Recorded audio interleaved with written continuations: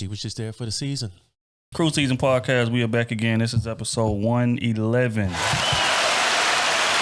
headphones up. Seeing on set. Seeing on set. Kenny T is in the building. OT is in the building. Carlo the Dean is in the motherfucking building. What's happening, my peoples? I'm D Trill AC. This is another episode of the Krew Season Podcast, man. How you fellas doing on this glorious morning? Cool. I'm doing lovely, man. It's Ciento on set, by the way, because they're going to get on my ass. Ciento. See, boy, you was doing good. Boy, you falling off on your Spanish. My favorite number, too, 111. Hell no, I think man. just making up shit now. You just hate because you ain't Spanish poppy. They stay over there. It's my favorite number now. Spanish poppy is crazy. Stay over there. And that's my favorite number. Oh, my God. I don't know how to say it, but that's my favorite number. How you say it again, this answer? Ciento. Once. Oh, ciento. Ciento. Got you. All right, man. First and foremost, before we get started, man, salute to our Patreon. You know what I'm saying? Salute to all of our new subscribers. We on the road to 100,000 on YouTube. I don't know if y'all been paying attention, but we hella close. By next pod. Yeah. That's a fact. Yeah, By that's how next it's pod. looking. That's how it's looking, man. So Creating some distance. Niggas start talking heavy, man. You can't give them an inch. They gonna take a while every time. But yeah, man. So I just want to stop and just say, man, salute to all y'all, man. We appreciate all of the support, man, and we got a lot of content coming. You know what I'm saying? So everybody that been rocking with us, we appreciate y'all. All the new people, go catch up, and yeah, we gonna keep this thing pushing, man. But in terms of the day, the docket, as soon as last night, I probably got 6 messages regarding this clip. Now I'm gonna play this clip. It's about a man that's paying approximately $500 a month in child support, but he has a new girl.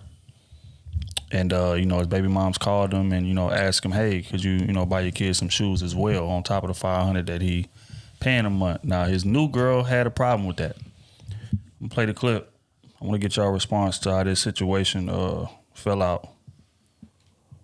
That's the shit I got to go through. It's like I got to choose between my child and my marriage. And the shit getting old. It getting very old and frustrating. Between your child and your marriage, what is you doing? I mean, like, what's going on? I'm recording, man. No, I ain't no recording because you ain't dropping that shit. I don't give a damn about no Facebook, no YouTube, or nothing. No.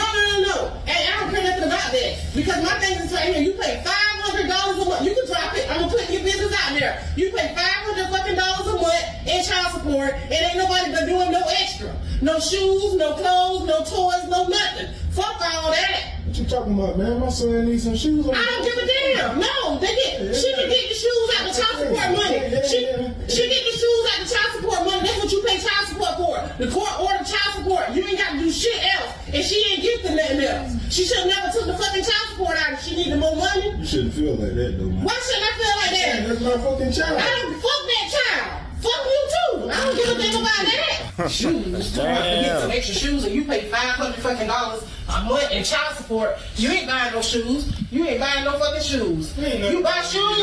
You buy them shoes. You buy them shoes. That's it. Ain't no fucking that's it, man. That's it. I'm saying you pay child support. What you paying the child support is for? I'm saying, still though. If you need some shoes, I'm gonna get the shoes. No, you ain't getting no shoes out of here. You ain't. You ain't taking your goddamn man. It don't matter. It does not matter. No, you don't need to buy no shoes. She get the shoes out of child support money, $500 a month. That's what y'all agreed on. I know, but shit, Okay. I agreed on the hell. If I feel like getting me some shoes, I can get some fucking shoes. Okay, that's fine. That's fine. Look, this shit. You want to get some shoes? You get some shoes, but it won't She be can in pull here. the suitcase out, start It won't packing be in it. here. You need that, baby. It won't be in here. These skits getting wild. You see him? These skits are getting These wild. skits are getting wild, boy. All right, man. We ain't even got to finish the rest of that. Y'all know how that thing went. I ain't even married, and I want a divorce. The moment she said "fuck them kids," So and and that's this real and life. fuck you. Exactly. She said, "Fuck it's them over. kids and fuck it's you." over. I'd have stopped talking and just start packing my shit. We done. The further it kept going, I was like, yeah, this is. I knew early by his responses, right? That's the thing. Well, I mean, I'm just saying, I'm just trying to. I was like, okay, yeah. And you had to set the camera up. Yeah, You know what I'm saying? In the prime moment for you to catch her packing the best. You go get the suitcase and put it right in front of the camera. Right in the middle. Oh, okay. But like we said every week, we're gonna respond to it as if it actually happened. These situations do happen. They ain't really documented. But in terms of like the man is obligated by the court to pay $500 a month, baby moms hit him up and say, hey man, you know, can you buy your son some new shoes? You know, school getting ready to start, whatever the case may be. Does his new wife or new girl have a reason to be mad at him wanting to buy them? She should. She shouldn't. That's his child. If the nigga got the funds to pay it, then, you know what I'm saying? Go get them shoes. No matter if you paying child support or not. That's stand up to me. Mm-hmm. You know what I'm saying? It's school time anyway. Kids need more than 1-2 pair of shoes. How much he said he paid? $500 a month. You know what I'm saying? What $500 a month gonna get you in shoes and clothes, bro? In this climate. It ain't gonna get you nothing. You know what I'm saying? It ain't gonna get you nothing. You either gonna pick between the clothes or the shoe. Just real, fool. You're gonna pick between the two. You ain't gonna get both unless you got like a child. You know what I'm saying? Like a little kid. Right. Can't get that 2 for $80 no more. Yo, you know, boy, that's out the window. Yeah, that's out the window. Yeah. So shit, if he wanna just step up and say, hey bro, I'm gonna get some shoes too, then you know what I'm saying? Let that man do that. Obviously it ain't hurting y'all household. You know what I'm saying? It ain't taking food from y'all. There ain't shit going off, so what's the problem? So that's just how I feel about it, man. But as soon as she said fuck them kids, I'd have walked out on her stupid ass. She'd have never talked to me again. Never. We wouldn't have never had nothing to speak about. She'd have seen them papers. I wouldn't even spoke when it was time to get the divorce. You know, you gotta sit across the table from each other. I got nothing to tell this over. That's how I'd have been. Oh, I ain't got if you in the situation, right? And again, you paying $500 a month.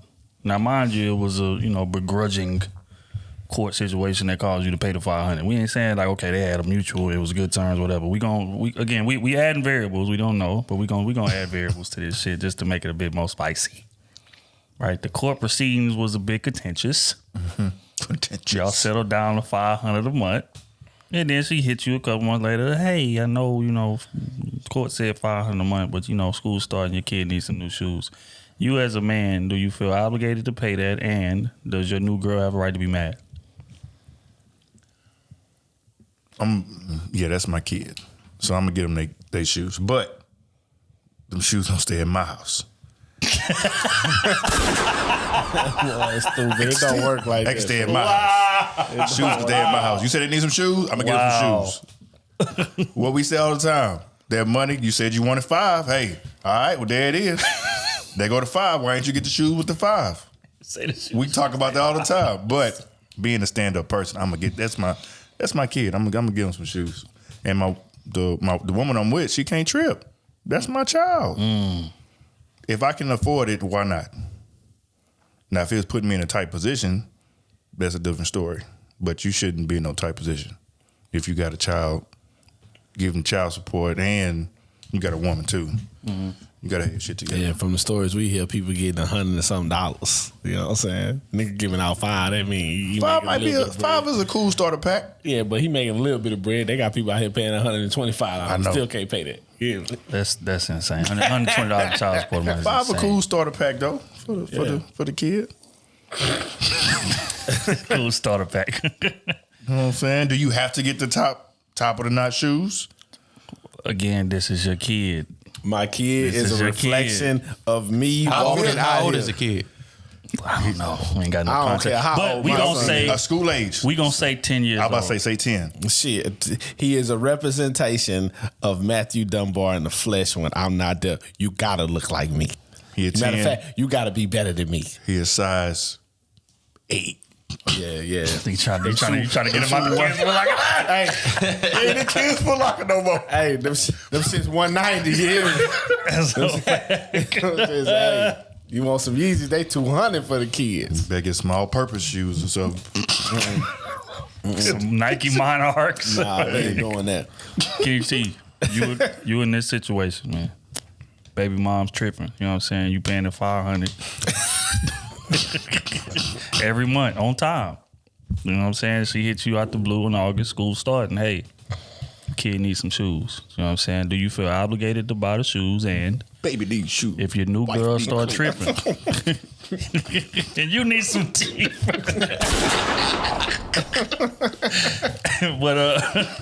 but your new girl start tripping. She take offense to that. Like, does she have a right to be that way? One, and two, do you feel obligated to buy the shoes too? If we're not in a financial hardship, I would say no. She doesn't have a right to feel that way, especially off of my money. If it's money coming from like a joint account, I'm using money from a joint account to pay for this kid. Then yeah, I would think that. Or I'm asking her for somebody to pay for my kid's shoes, and yeah, I think she'd feel a way about that. But I feel it. me personally, if it's a marriage, you should have your own money, the joint money, and her money. Right. If you want to pay this money for your son's shoes, or now it's going to be her son, technically, because you're stepmother, still, Yeah. you should never say so if I want to buy a shoe. Now, I'll be pissed off at my baby mama because you ain't got, I'll give you $500 a month to do whatever for my 10-year-old son, and you couldn't get him no shoes or whatever. Where the money going, I'm gonna ask. But, I mean, he only 10 years old. He gonna get some all-purpose shoes. I don't care what you say. When you say all purpose, All purpose. He gonna get some Nike, some kind of Nike shoes that he can, some Air Max or something that's like 80 bucks, $89, something like that. I ain't got buying you no Yeezys, looking at sale no section. Jordan 1s, because all you gonna do is wear the fuck out them hoes and they gonna get messed up. Get you a I pair just of- spent $250 on some shoes that you just run around at gym playing dodgeball in. dodgeball some some ones. all, It's crazy. some all black shoes. And you know when they get creased up, It's over. Some you white can wear and blue. you wear them 3 times. Now all you hear is squeak, squeak, squeak, squeak, and now they don't want to wear them because they squeaking all over the place. Yeah, I'm getting you some all-purpose. You say your kid gonna be fresh regardless? You 10 years old? Hey. Yeah, hey, yo. Nah, you 10, dog. Hey, when I get home, I'm get gonna some take a gym picture shoes. of the closet that we got full of shoes. Tennis shoes. Yeah, some tennis shoes. Shit. I'm gonna take a picture of that bitch. You gotta be. I mean, it's gonna be some nice shoes, but it ain't gonna be it ain't gonna be no fucking Yeezys, You know no goddamn. them team shoes you wore in middle school? No. No, none of that shit. Hell no. My boy got 1s, 13s, doing 12s, The Pegasus. 11s, like all that. And I'm gonna hand him the shoes when he come to me. I ain't gonna buy the shoes. I'm gonna bring him over there. He gonna know that I bought these shoes for him. I see. Don't be I see that what you're petty. doing. I see what you're doing. Yeah, because they motherfuckers do be trying to get that off. You done gave it to us. He pull it out like she done bought them.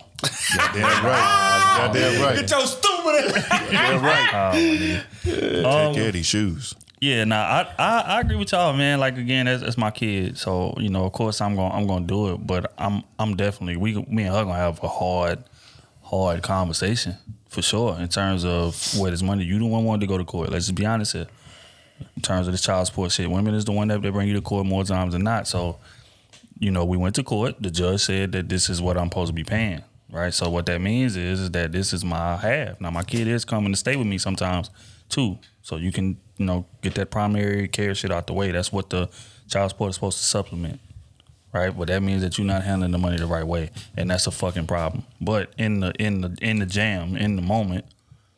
Of course, you know what I'm saying? I'm buying my kid some shoes. My kid needs some shoes, you know what I'm saying? But it's just like, hell no. But in terms of the new girl being obligated, Yeah, let's say, yeah, what about your wife? I would say that she has a right to feel that way. And the reason being is this, because a lot of times, like, women know, and I'm talking about good dads, women know how much that we want to be there for our kids and how much that we'll do for our kids at the drop of a dime, you know what I'm saying? And they'll use that against us. So we may not see the finesse, she do, you know what I'm saying? So from a distance, it look like she just tripping for no reason, but she paying attention to the finesse. Like every time that she getting into a jam, she calling you. So what does that mean? She taking the money that you giving her, and she out there finessing, doing what she want to do with it. And then when it's time, you know, to buy shit that the kid need, she coming to you. You getting finessed and you don't see it because of your level of investment to the kid. And let's just be honest, you loved her at one point, even if y'all are on bad terms. That's why the shoes stand with me. You know what I'm saying? So it's kind of hard to see that sometimes. So she could be that extra set of eyes. So that's what I mean by she has a right to feel obligated. So that's why you only do it in August and around Christmas. That's it. Any extra bread from That's them a fact. points, That's a fact. get from around here. You know what I'm saying? That's a fact. That 500 needs to supply the rest of the months. Because I don't get no break when my kid come to me for the summer. That's a fact. I'm still paying your raggedy ass. You know what I'm saying? Me? So your 2 times to ask me for some bread is the first week of August and the goddamn 2nd or 3rd week of December. Not both weeks. You better choose one. Bitch, you better make it count. Take these little $300 to do it. Nah, but that's an interesting scenario, man. But again, maturity, man. Kid first. You know what I'm saying? Parents got to stop all this petty back and forth shit in terms of the woman trying to finesse and, you know, the man not holding up their end, man. Let's be mature about this shit and let's, you know, bring our kids up the right way. We're going to move right along, man. Salute to Kendra G. She's basically becoming the new female version of Kevin Samuels out here. But she made a statement in terms of, like, why she's hesitant to get married today. In terms of wanting to protect her assets. I'm going to play the clip. I want to get y'all take on this. As I'm becoming more successful myself, I actually don't even know if I want to get married because of that one reason, because of the asset, right? And when you say marriage, people have an expectation of what your relationship should be. And, you know, this is why I love Oprah so much, because Oprah, at a time where it wasn't as popular to have a life partner, said the confinement of marriage wouldn't work for her. Awesome. Boy, it's funny. Shit funny when the roles are reversed. That was my immediate thoughts when I seen That it. shit is just funny. All of a sudden, you know, where's the trust? Right? Where's the level of investment? What's so bad about being married? Like if you're picking the right person, wouldn't have that to worry about. No. Hey. Y'all choosing these women, like, well, okay, so y'all choosing these men. So you saying that your selection skills are bad? Is that what we admitting to? Are we admitting to that the fact that it's not really about the love and that men have a valid I don't trust reason? myself? Yeah. That's what you saying? You don't trust your damn self? No. All I'm saying is men have been getting crucified for having this mindset forever. It's like, oh, well, if y'all just chose the right woman, then. Boy, they'll say, a lot of y'all broke anyway. Y'all can't even be in this conversation. Right. Now we talking about protecting assets. Hey, whoa. Where's the love? Love overall, no? I don't know. I was here when you was asking where the love at. Yeah, That's real. Yeah. So, you know, again, it's just interesting. And that's the thing about this, you know, shift in culture in terms of women making more money and women being more independent. They are having to understand what men have been dealing with for years. So when you're on the other side of that, you know, you can have those stances that we are, you know, mocking up here just now. Turns out, oh no, if the love is this, the love is that, like we do, like why can't you just get a prenup? Why, you know what I mean? Why can't you just? She didn't say shit about no prenup in that little clip. Shit, I'm trying to protect what's mine. I'm trying to protect my assets. You know what? I'm just gonna stay away from it completely because I don't trust niggas. I don't know, man. I just found that very, very interesting. In the world of men, man, and this is what a lot of women gonna go through. Y'all want to make that money? Okay, that money put a lot of holes in you that you don't even know. Men been knowing this for years. The moment we start making money, boy, and we single, we get to not trust you motherfuckers. Because most men can't hide their life. I can't hide that I like this fly ass whip. I can't hide that I live in a high rise. I can't hide all that shit. You know what I'm saying? So now women, y'all making that bread, and I'm glad y'all making that bread. But now you gotta sit at the table too. And now you seeing there's a bunch of opportunities as men. That's a fact. You know what I'm saying? Niggas just want to leech on you. You know what I mean? Homosexual. You know what I'm saying? Fake like they getting to it. Yeah, baby, I'm out here. I'm doing what I gotta do. That nigga ain't been out the house one time. He opened the door to put the trash out. Yeah. But you back there digmatized. Exactly. All he doing is putting dick in you, and then you get digmatized for 3-4 years. And now he got everything. You trying to leave, and he got everything. Now look at you. Yeah, we've been dealing with that for 100 years. Welcome. You only been here for what, 4 years now? They been on their money train for real. Like Niggas said 4 years. You know what I'm saying? Like, you know what I'm saying? You know what I'm saying? As far as really, like consciousness of being boss chicks and about 4 different years. things like that. Yeah. Welcome. Yeah, that's interesting. Kenny, man, what you think about this new worry in terms of women protecting their assets and shit? Because they get into this bag. Does she have a reason to avoid marriage for that? No.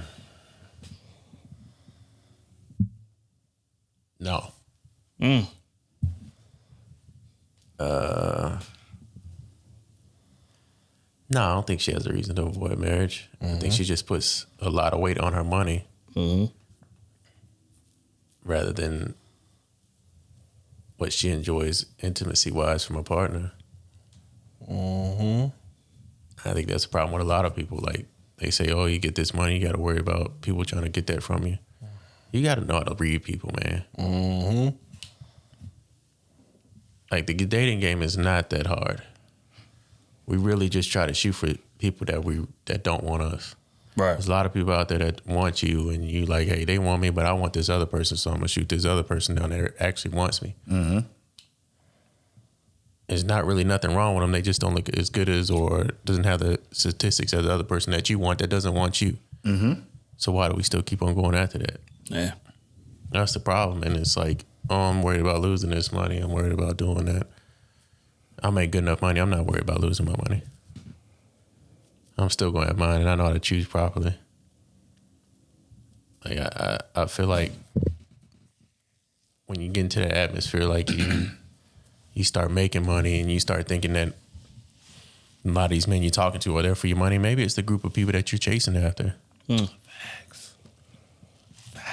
Like, there's people out there that's not even worried about your money. They just want a life partner. They just want intimacy with you and see you a future. And they don't even care about what you do for a living. Really. But they're not attracted to that guy. But they not. He ain't flaring enough. That light ain't shining bright enough for them. I say it all the time, if I wanted to be in a relationship right now, I could. It's just that easy. I could. There's a lot of women out there that would definitely date me. And I could definitely date, but I'm just not looking to be in a relationship. But you see all these people, oh man, dating is so hard. It's hard to find the right person. No, you just looking over the person that's right for you because you chasing the one that doesn't want you. Me. It's a fact. It's plain and simple. You got all these men in your DMs, like y'all say, and you tell me not one person in your DMs is a good guy. Nope. Because it ain't the one that they want. That is blasphemy. That is crazy. That you got 6-7 dudes in your DMs and not one of them. And even the ones that, like, if we did that, y'all did that live the other day and they was talking about, oh, there's a lot of good dudes out here, but we don't want the good dudes. Admitted to it. Like, what kind of sense does that make? The good dude ain't They got don't look good enough. That's what it was. They don't look as Yeah. good as the what? Come on, man. And She called even the nigga adorable. And even she did call him that. But even a few live streams before that, and if it wasn't listed, say you don't have enough swagger. And he meant with swagger. That was a key word that episode. Either y'all lying about the amount of guys that's actually looking for y'all, or same with dudes, or you lying about the amount of girls that's actually looking for y'all, or y'all just looking over top. Oh. And there's people that's right there by your feet that's actually there trying to be for you. Gotta drink your goddamn bath water. It's a fact. It's insane when I heard that the other night. There's a lot of good dudes, but they just don't look. But you want None of these good dudes look I good. told you. hey, Like, you gotta be kidding me. all these women got a good dude that'll drink their bath water, but they want the nigga that won't even rub their back. It's a fact. That's a fact. I mean, sometimes you just gotta sit down and look in the crazy. mirror and look at yourself and look what's going on and be like, man, let me just give this a try instead of shoot at this motherfucker all the way up here that I think got it. I don't even have no conversation with him. I got this person right here that I know is a good dude. You just say he's a good dude, but I'm not giving him a shot because this other guy over here. And your friends is in your relationships. You got your friends and your mom in your relationship judging you. It's And ain't none of them in position that you want to be in. So how you taking it out? It's crazy, man. It's kind of all sad. It's kind of all preference in a sense. Cause like overall, everybody want that bad boy, or he needs some type of edge to him. I don't want to necessarily say bad boy, but bad boy is the one that's been kind of pushed. The whole image that's been kind of since we've been coming up. You know what I'm saying? And even a lot of women admit it. Outside of like B. Taylor says she don't mind a nerdy dude. Everybody didn't say like, nah, I can't handle nerdy dude. Can't handle nerdy looking dude. Yeah. He got to have some swag. He got to have some edge. He got to separate himself from the others. So, yeah, man, it's a certain image, and then that image got to come with a package. Yeah. And that's kind of what they look for a lot of times is they really shooting for the stars. And we just be saying, just be a little more realistic. That's it. Men too. I would say men too. But overall, I think men are more realistic though. Because men don't mind just getting a decent looking chick when as soon as she put on makeup, she a dime.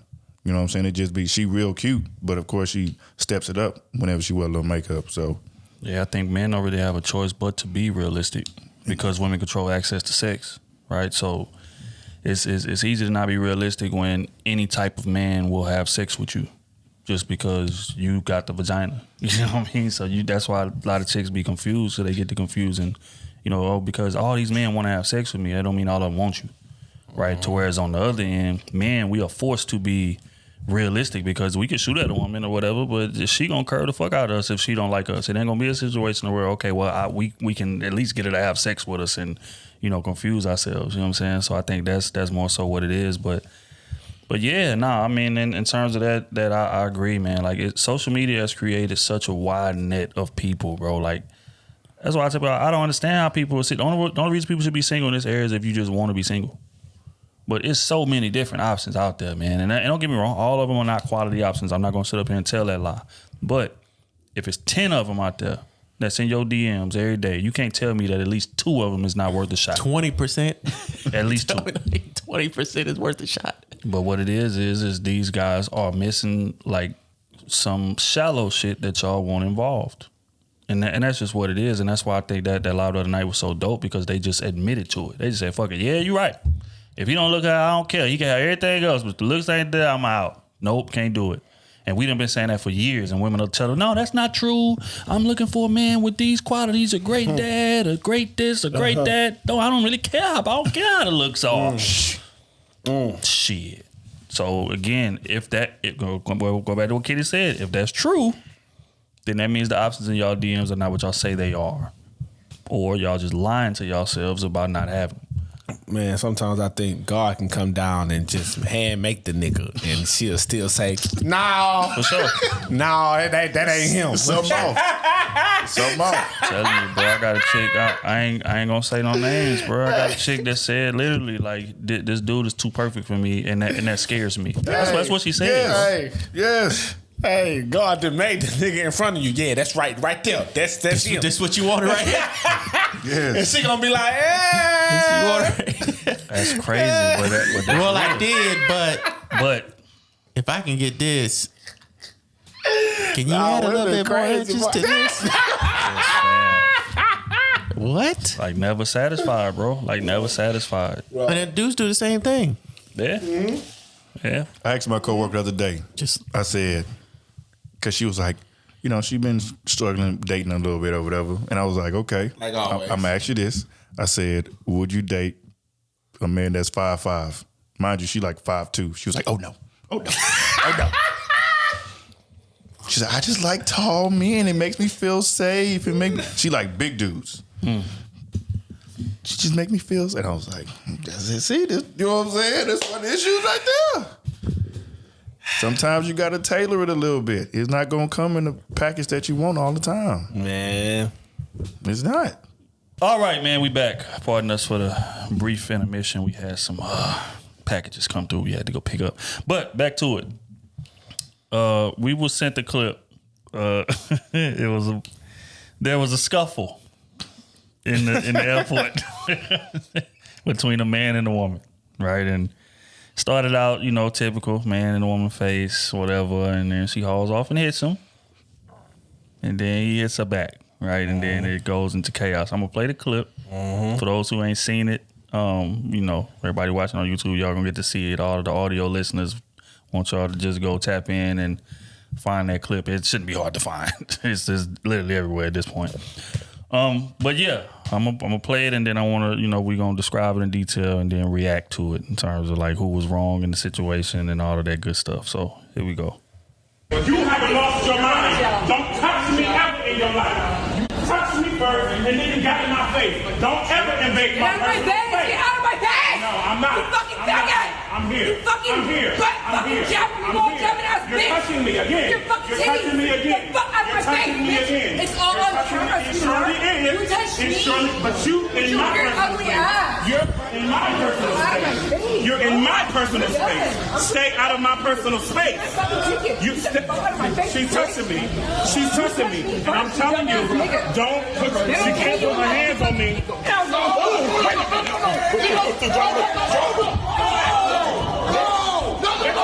Hey, stop it! Hey! Now, don't you ever put your hands on me. No, get this for everybody. Back off from me. This bitch. Watch out. Stop. Oh, man. You got the wrong person. Don't fight that woman, bro. You got the wrong person. You speak this for my head. Hey, relax. You ain't finna fight no woman. I don't even fight Relax. I fight whoever. Take a deep breath. Put your hands on me. I fight whoever. Put your hands. I fight whoever. Knock your bitch ass out. Knock me out. It's okay. Knock me out. You saw what she did. You saw what she did. All right. So we're gonna describe it for the audio listeners, man. So again, if the camera starts, it's altercation, argument going on, people face to face. Apparently this guy is a, I think Spirit Airline employee or something like that. And so I'm guessing something happened with the flight. She got in his face. They got to arguing or whatever. Now, this is the part that I got to give her credit on, right? She was trying to back up and walk away, but he kept walking up on her. That's a fact. He impeded on her space. Right. So we got to acknowledge that, right? But again, they face to face, whatever the case may be, and then some guy comes in to try to break it up. And when this guy comes in to try to break it up, she reaches around the guy, slaps the shit out of old boy after they done been arguing. So at this point, he gets into his 3-technique bull rush to... Y'all niggas gotta relax.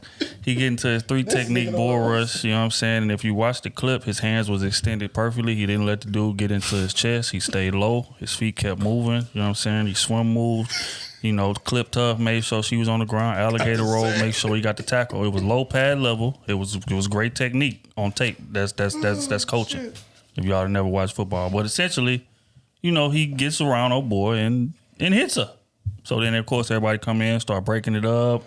And, then one of the guys that was breaking it up, he was like, man, I ain't gonna let you fight no woman. So they got face to face. He's like, I'll fight whoever, whatever.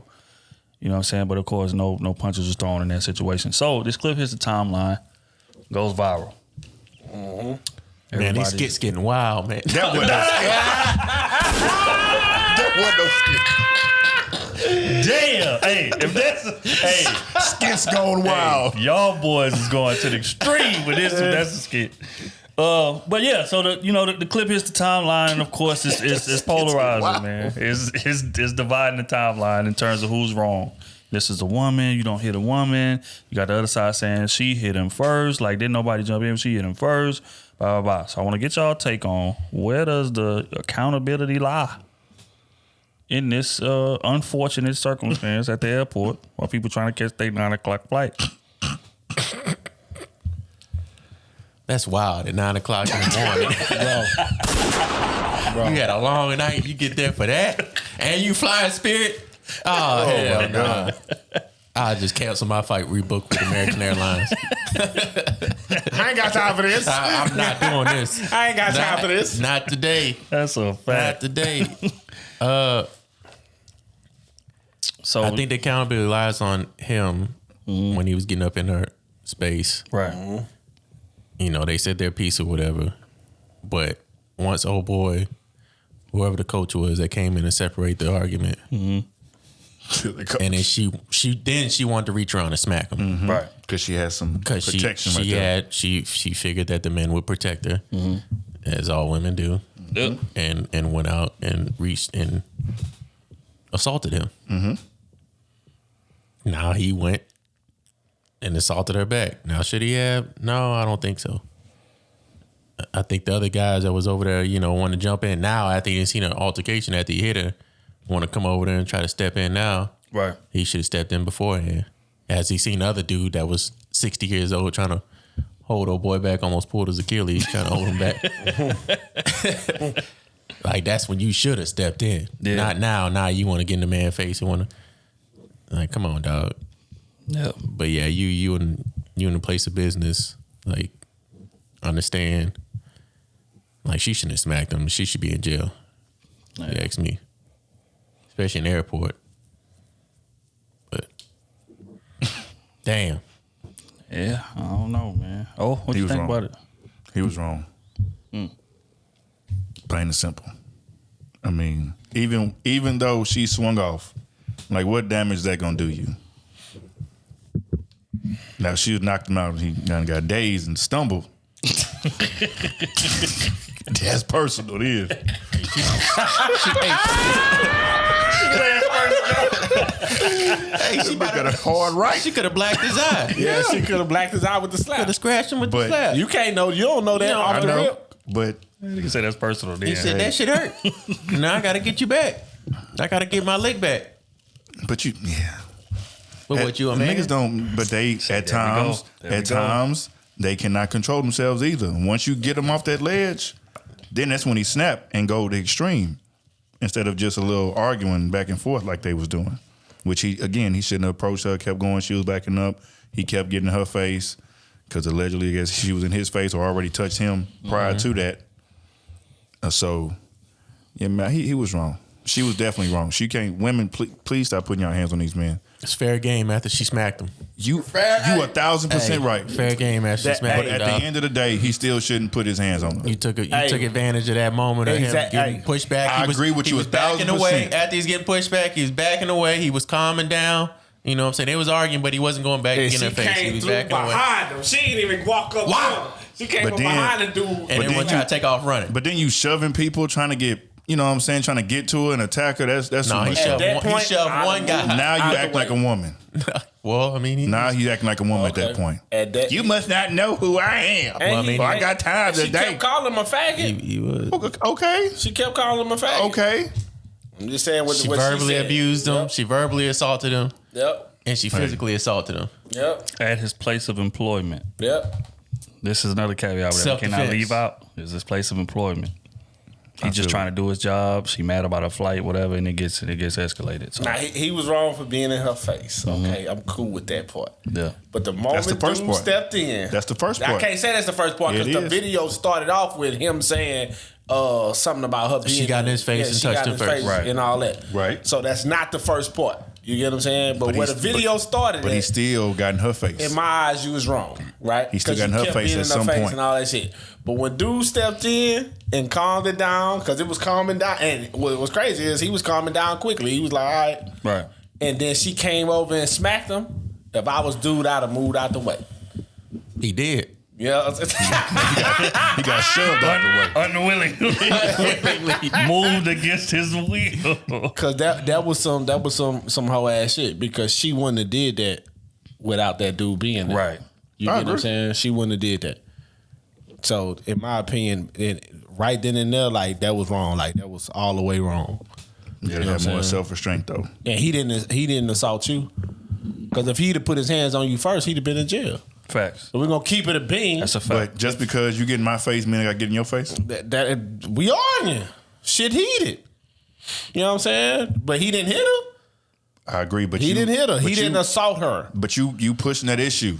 Okay, and he You waiting calmed for some down. shit to Okay, happen. but he calmed down when dude stepped in. But he could have prevented that before. I understand all that. If was a fifth. If You know was what a I'm saying? fifth. We seen exactly what happened. And when dude was calming it down, she had the right to leave right then and there. She had, you know what I'm saying? It would have de-escalated everything would have been cool. No, she circled back To escalate that motherfucker. to light that bitch on fire to So set who the blaze. it fall on? Yeah, and It fall on both parties. Yeah, it fought on him at first, right? And then when it was calming down and it was de-escalating, she came back around and set it ablaze. Like, hey, you gotta take the mud with the rain too, baby. I agree with that. You know what I I'm agree with saying? that. You can't just smack the nigga and just think he not gonna get on your ass. You know, and for so long that's just been the case. Right. He should have smacked our boy at the end too. You know what I'm saying? I would have Get the fuck out my face. And I hate when I hear women say, "Oh, men shouldn't do all these things and all that shit." That's right, but you got to also realize, baby, a lot of y'all raising boys. You get what I'm saying? A lot of y'all raising boys. How would you feel at any time in your son's history of living, he just let a girl just beat on him? You know what I'm saying? Just hit on him, all because they having an argument. How would you feel? You know what I'm saying? You would be trying to hurt that little girl. You get what I'm saying? So we got to be protected too. Because he didn't put his hands on her. Obviously, he was trained with some respect. I'm going to just argue with you. I ain't see one time he was trying to be physically imposing on her. Nah. He didn't push her. He was just talking that shit in her face. Just put a little stomach on him. You know what I'm saying? He did though. You know what I'm saying? But I didn't see in that video he was trying to be physically, you know what I'm saying, imposing on her. Yeah. You know what I'm saying? And she took advantage of the moment when another man got in his face. She came around and slapped him. That's some bitch ass shit, because you knew in that moment them other men around was gonna stop him from getting on your ass. Right. You know what I'm saying? But before that, you didn't see no protection around because wasn't no men jumping in, and you kept it cool. So that tells me you got some sense. You know what I'm saying? That tells me you knew not to put your hands on that man right then and there. Mm-hmm. Like, come on, man. So he started slapping on him.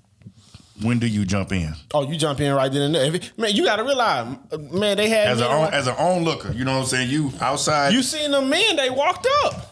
They walked because obviously they probably it's 9 in the morning, so you got to realize ain't nobody in the airport. If y'all ain't never been to the airport, but 9 in the morning, bro. Was it really 9 in the morning? You just made up 9 in the morning. It was daylight. It looked like an early flight. Look at everybody had their little. You know what I'm saying? Said it's 9 in the morning because look at everybody. It was daylight. 9 in the morning because it was daylight. It was a little empty. They ain't had nobody dressed up in that video. All the workers are the only people that had the casual shit on. Everybody else was cool. You know what I'm saying? So obviously ain't nobody been nowhere but to the airport and sleep. That's it. You know what I'm saying? But in times like that and shit, like when you walk up on the airport station like that, it only be one person there, 2 people there. Mm-hmm. You get what I'm saying? And the rest be customers that's about to get on the flight. So for everybody to just be sitting around, something happened with what she did to him. You get what I'm saying? And then the other people walked up not knowing what it was. Yeah. They just see altercation going on. Yeah, they see the altercation going on, but the other people that was there knew what happened. Mm-hmm. You know what I'm saying? So that's why nobody jumped in. They was just talking that shit. Mm-hmm. You know what I'm saying? So that tells me she knew what was going on and she was conscious. As soon as the dude stepped in front of old boy,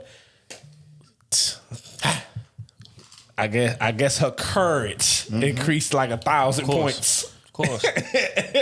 She slapped the shit out of dude, and got a full palm on bro. Mm-hmm. Got back too. And then dude showed hell of a technique. Hey, Coach 30, I'm glad you pointed that out. Shout out to Coach 30. He showed some hell of a technique to get through dude to tackle her, spinning with it and everything. All he missed was the celebration at the end. You For the sack. That's crazy. But yeah, I mean, man, I'm just like disappointed in where we are as a society, bro. About that. Just in general, because for one, for the woman to be that bold enough to feel like you can hit a man, and it's a lot of women that do that. It's a lot of women that feel bold because they know there's a bunch of men around who's gonna take their side regardless of what happened. Let's just say that she slapped him and he didn't do nothing, and then they came in and broke it up. Most men in that situation gonna run up to the woman and still say, "Oh, baby, you okay? Mm-hmm. What did he do to make you slap him?" This, that, and the third. Or she slaps him. He hits her back. They break it up. "Oh, you okay? I can't believe he hit you like that." And they ready to put hands on the man. Mm-hmm. Right. So either way, in either scenario, the woman's gonna feel protected. Mm-hmm. And that is, and you know, and again, I understand it, but that's what enables the problem. Enables women to feel so emboldened to get into a man's face, slap the shit out of him, call him out his name, slurs, all this, that, and the third, challenging him as if she's a man. That shit is crazy to me. And the men around that is who I blame the most out of anybody in this situation. Y'all waited until he put his hands on her to jump in. Mm-hmm. Why not jump in there when they was face to face? Hey man, y'all chill out, man. It's too early for this shit. Whether it's a coworker or whether it's the same dude who tried to get super tough at the end. Why couldn't y'all just step in and break that shit up when it was arguing? But they didn't do that. They waited until it got, whatever about now the old dude, what Kenny talking about, try to step in and do his thing. But I'm talking about the rest of the dudes. There's like 3-4 other dudes. You hear dudes yelling off camera and all that. Don't hit her. It's just like, fam, where was y'all at when this shit was escalating? Mm-hmm. And that's the problem. Even when we out, just let's step away from this scenario and we see a man and a woman arguing. More times than not, nobody jumps in it. Nobody separates them. And this woman could be slapping the shit out the man, pushing him, all type of shit. He trying to defend himself. He trying to back up. And everybody just standing back watching it. But then as soon as he raises his hand, oh, wait a minute, no, whoa, don't hit, what are you doing? I ain't gonna lie to you, I'm not breaking up shit in public. I'm not. Shit, me neither, to be honest. In the airport, I may break it up because I know nobody got no weapons on them. At that point, where they at? Right. You know you ain't got no weapons on. You had to go through TSA and shit. But in public, hell nah. I don't know. I don't know y'all from a can of paint. I don't know if y'all do this a lot. You know what I'm saying? I don't know if homie got that thing on him. I don't know if she got that thing on him. You know what I'm saying? My thing is this, even still, I ain't breaking it up in the airport. That's not my business because if I get hit, I'm whooping both y'all ass. That's just honest, bro. I'm on my flight to catch. I done jumped in, got elbow in the face, and I got a black eye, busted. No. Not face going all the way around. That's just honest. You know what I'm saying? So to refrain from that, I'm gonna mind my fucking business. But for those people who want to jump in and be Superman, jump in at the right time. Stop waiting until the man raises his hand to the woman. Again, we've seen it in restaurants, all type of shit. Woman throwing food in the man's face, slapping the shit out of him, pouring water, pushing him. You ain't gonna do nothing. Don't tell you ain't gonna da. Everybody just standing around watching it. Yep. Watching it. And they leave together. Right. You know what I'm saying? So that's my whole thing. But in terms of him, as a man, I feel like he got to take majority of the blame in that. Because that could have been de-escalated. When she was backing up, you should have just went back to your shit. Now I understand you was hot. I understand she called you out of, whatever. And I'm sure some stuff happened before the camera started rolling. Right? But as a man, you got to be cognizant of the fact that we in a no-win situation here, bro. So in terms of I can see if you trying to walk away and she's steadily following you and engaging or whatever. But she was backing up and you started following her. And that's where, as a man, you got to check yourself. It's like, what am I doing here? This is a woman. What am I doing? Now, after she hit you, you got perfect right to feel the way you feel and do what you did. That's the fact. Mama raised me. If a motherfucker raised their hand to you, then you slap the shit out of her. That's just what it is. You know what I'm saying? But now, don't get me wrong. I got a little more restraint than that. But every man is not raised to just take the L regardless of the situation because she's a woman. Some dudes feel like if you man enough to raise your hand to me, you man enough to get the shit slapped out of you. Yep. Mm-hmm. So women need to be a bit more cognizant of that. Stop running up in these dudes' faces that you don't know. This is an employee at an airport. You don't know this man. Maybe y'all in a relationship or you know him through the neighborhood. You don't know this man.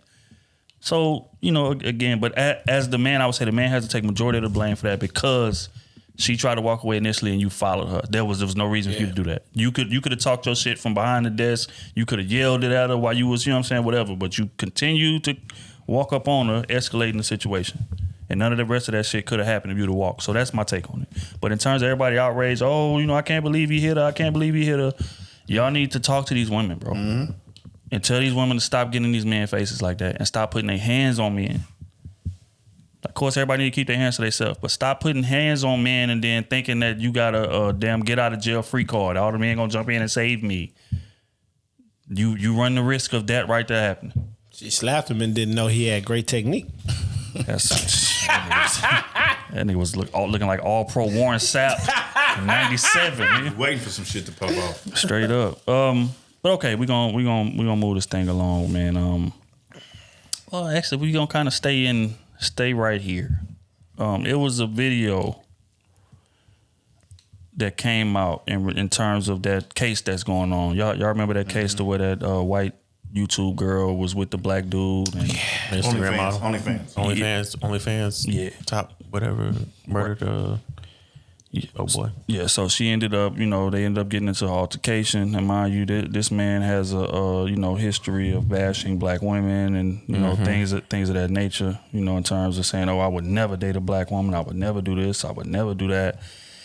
And whatever, they got into altercation, he dies. She stabs him a few times. They got video of her on tape, blood covered clothes. She calling the police and different things like that. And now she's charged with murder. Right. So at first everybody's like, "Oh my God, I can't believe she did that." Da, da, da, da. And then it was more footage came out about it. In terms, showing her being aggressive. Now, of course, when she stabbed him, it's self-defense. He put his hands on me, he do this, he do that. He put his hands on me, all this, and the third. That's why I did what I did. But, film was revealed from 2 months earlier that, showed an altercation in an elevator. Now, I'm going to play it. I'm not sure if y'all going to be able to hear it because I don't know if it got sound. Was this the same day that it happened? I think it was the same day that it happened. This happened early in the day on the elevator. Yeah, they just released this video 2 months later. Ooh. I think this happened the same day. All right, let me see if it's got... Allegedly shows OnlyFans model Courtney Clenny attacking her boyfriend Christian Obamseli in an elevator on February 21st. The video allegedly shows Clenny repeatedly pushing her boyfriend and trying to pull his hair. The man identified as Obamseli appears to push her back in an apparent attempt to block her attacks. 2 months later, on April 3rd, police responded to an emergency call from Clenny. When they arrived at her Miami condo, police say they found Obamseli stabbed in the shoulder. He was taken to a nearby hospital and later died from his injuries. Clenny's attorney insists the stabbing was in self-defense, stating that Clenny feared for her life during a physical altercation. Friends and family of Obamseli believe differently. "We have no cause to believe that this was a case of self-defense," Obamseli's cousin said. A friend of his said, "We've seen her hit him. I've never seen him hit her." On Wednesday, Clenny was arrested in Hawaii and charged with second-degree murder for the fatal stabbing of Obamseli. She's expected to be extradited to Miami-Dade County to face charges. For the latest developments in this case and all things true crime, stay with Law and Crime Network. Okay, so it happened a couple months, 2 months before it happening. Yeah. And if y'all seen the video on YouTube for the audio listeners, she's punching the man, slapping the man, grabbing the man hair, pushing him in the face. Whole time he trying to turn away from her. He trying to press the button to get off the elevator. She's stopping him from pressing the button so the doors can close back up so she can continue to assault him over and over and over again. And then, they get off the elevator. He gets off the elevator finally, start running, and she start chasing him down to assault him some more. So does that change her fate in terms of your opinion? Does that change her fate in the courtroom, this video coming out? Of her being the aggressor now? Oh, right. Yeah, I think it does. Come on, man. Yeah. Did y'all really believe what she said from the beginning? Did y'all really believe that? Nah, I didn't. But again, we gotta. Everybody guilty until proven innocent in my eyes. Goddamn it, you. That's how they treat us. That's how they treat this kid. If I'm not mistaken, didn't it take a while for the call? 911 when it happened? Yes. As a matter of fact, I think they said she shot a video or something like that. I can't remember, but it was a lot of time I passed. want to see what them text messages look like. Shit, them texts gone, big dog. Boy, they ain't gone. The boys gonna be able to get them back. Yeah, you can get them C's, boy. I want to see what them look like. Who you was talking to. But yeah, because that's something that you ain't used to. You ain't used to doing them type of crimes, so you made mistakes. Shit, how do we know? You hear what I'm saying? That's true. That's true. Real. But the elevator showed that you didn't know cameras was on that thing where you living at. And obviously that place where you living at got some bread. They got cameras on the elevator. Yes, sir. You got to know better than this. You want to claim self-defense, but you want to beat people in the elevator. It was a hot like and that just don't go together. Yeah, you living in a high rise. That just don't go together. In Miami. Mm-hmm. You know what I'm saying? So now that this video out, because I'm pretty sure she's seen that video before it came out.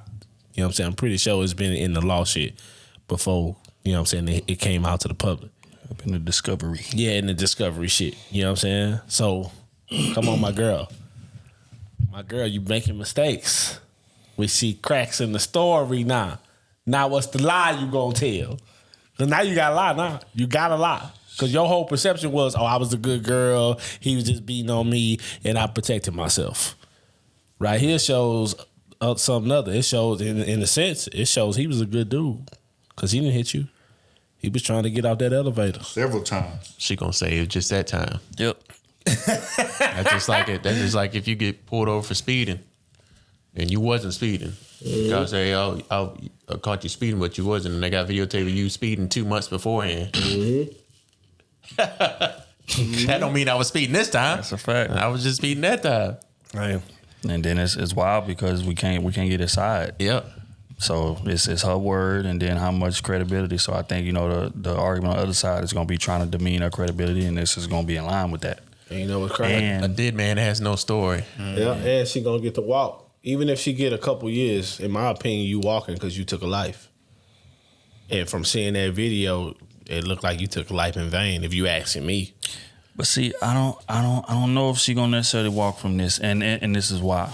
Right? If she don't get life, she walking. If she don't get 20 years, she walking. No, but that's what I'm saying. I think she gonna get heavy time like that, and this is why, right? Because it's not just this elevator in terms of the evidence that's gonna demean her credibility. They said her friends said the same thing. They said, yeah, we never seen him be aggressive toward her. We seen her be aggressive toward him in the past. So all of that combined with this elevator footage to confirm it damages her credibility in terms of I was scared for my life.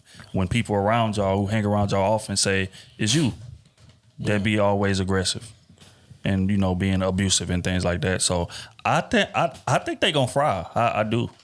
I mean, and this video was the nail in the coffin in my opinion. Because you can't argue, I was scared for my life. It ain't no woman that's scared for her life gonna do what she did in this video. That's just not gonna happen. Especially for a man that's constantly abusing you. Boy, she was cocking back too, boy. You seen them hands? Come on, bro. She's pulling the man hair, all type of shit. Like what? Like, come on, bro. But you don't want to date no black women, huh? Yeah, that was the thing. It's a cold game. So I want to ask y'all how y'all feel about that aspect of it, right? Like because again, this was real big. I'm scrolling the comments.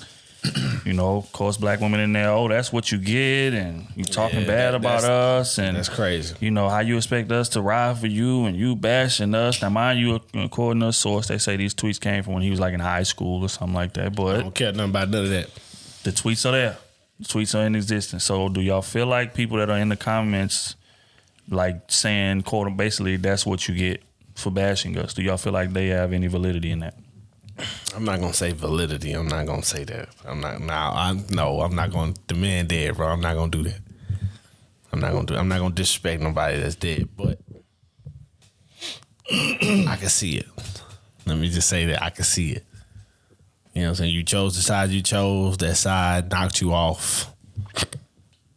I can see it. So I'm gonna just say it like that. I don't want to be disrespectful. So let's say it like that. Oh, do you feel like they have valid, a reason to be outraged? Or not outraged, but to like sweep this under the rug, like shit, that's what you get. This is what you chose. We'll pass it to Ken. The business decision coming in. Personally, no, I don't think they should say that. I don't. Man lost his life. He said some things back in his past. We all say some things back in our past that we regret later on in the future. I'm not going to wish death on somebody or say, oh, that's what you get for saying it. Oh, nah. Just it is what it is. You just chose the wrong partner. I agree. All right, let's move along, man. I don't want to stay on that too long, man. let's move around, man. It's an unfortunate situation. You just got knocked off. Like everybody keep y'all hands to yourself. And fellas, this is another thing too. Before we get up out of here, fellas, stop. Like when these women are abusing y'all, when these women are raising their hands to y'all, get out of there. Extra aggressive. Leave. Get the hell out of there, bro. Leave. It's not sexy. It's not manly to stay there and just take that type of abuse because you are a man and because she's a woman and she's quote unquote harmless. Clearly, these women are not harmless. This man is no longer on earth. So again, this wasn't a technically nothing. But again, this is not a situation, right, where we can just overlook and just, oh, you know what, it's all good. She's just a little fiery or she's just a little spicy. It ain't nothing. No, if a woman is being aggressive towards you, putting her hands on you, verbally aggressive, all of that, get the hell out of there. It's not worth it because you can just as easily be him. All it takes is one instance to go left. She stabbed him in the shoulder. All it takes is to hit the wrong artery, hit the wrong vein, and you gone. And is that really worth being with? It's billions of women on this earth. Go find one that's more reasonable, that's more cooperative. No woman on earth is worth losing your life over like he did. Or you going left. Shit. Right. Only so much you can take over and over again until you just burst. Facts. Just rage. That's what I'm saying. You can't control it all Make the a time. mistake that you can't fix. Right. Get out of that. ASAP. Especially when it's been boiling. Because you really don't have no control all the times. So, yeah. Get out of that. Man, we got to do better, man. We got to do better. Prayers to, his family and, for her, man. I hope they fry. Nah, I ain't praying for her, yeah. But let's move along. I am praying on her downfall. Go ahead. Recently, man, we were sent a study that shows dating opportunities for men are decreasing as more healthy relationship standards rise. Let me read a bit of the article. I want to get y'all's take on that. Men are reportedly at their quote-unquote loneliest romantically, as potential partners are not settling for the same dating standards from the 1990s. Apparently, men today outnumber women on dating sites and have become the largest growing group of long-term single people in the last 30 years, according to a psychologist backed by research shared in Psych Today. One study shared by the outlet from 2019 suggests that men ages 25 to 54 are the fastest growing group of long-term single people since 1990. It will only worsen in the future, while they represent approximately 62% of dating app users, outnumbering women. Another study conducted in 2021 with over 40,000 people showed that men reported more loneliness than women. Board-certified couple and family psychologist Greg Matos said the research showed it will be more challenging for men to find their mates over time. There are several factors Dr. Matos suggested men needed to address to change their fate. And he goes into all of these factors to change their fate. But essentially, What's some of the factors? It's like Accept a woman with kids. Should accept her hoish ways. Yeah, that's a fact. Whole activities with a whole tendency. Hoes are your friends. Yeah, let me go to the website, man. But I want y'all to react to the title of this topic. Studies showing that dating opportunities for men are decreasing as more healthy relationship standards arise. Do y'all feel like that is true? That has some validity to it. Shit. In my case, that ain't valid. I got a lot of opportunities, but I think that's what. I think that's why. Don't we have a problem with men? Like only like 30% of the men in the world actually get. Yeah, they said 30% of men will divergence. They say, or tend to divergence without ever having sex. Isn't like women want the top 30% of men or something? What was that stat? Yeah. Something like that. They're on dating apps, yeah. Mm-hmm. The same women, like 70% of the women, like the same 30% of men. I don't think it's the fact that the healthy relationship standard has changed. The fact that these women are going after the same men regardless. Yes. No matter how many men you put up there, if the woman want the same man over and over again, these other men ain't got no fucking chance. I told you, God, come down and build a man. You got these women in the porn industry and want to be sex workers and strippers and all that stuff too. Men ain't trying to get married to that either. So I'm gonna be lonely. All right, here's some of the factors that Dr. Matos said that men need to, implement in order to change their fate. He said one factor affecting men in the study was economic. The study suggested that relationship gaps among men widened because single men were faring worse off financially than in 1990. However, the relationship gaps have gotten wider among women because partnered women were faring substantially better off financially of course, than in 1990. So basically, women are making more money. Other factors include women having different relationship standards today. Dr. Mato says women, quote unquote, prefer men who are emotionally available, good communicators, and share similar values. Also, dating apps are a massive driver of romantic connections, but men outnumber women significantly, representing 62% of users, lowering their chances of getting matches because there's so many men on there in comparison to women. So basically, women are demanding more from men than money, and they're bringing their own money to the table. So that's making men more obsolete in the dating game.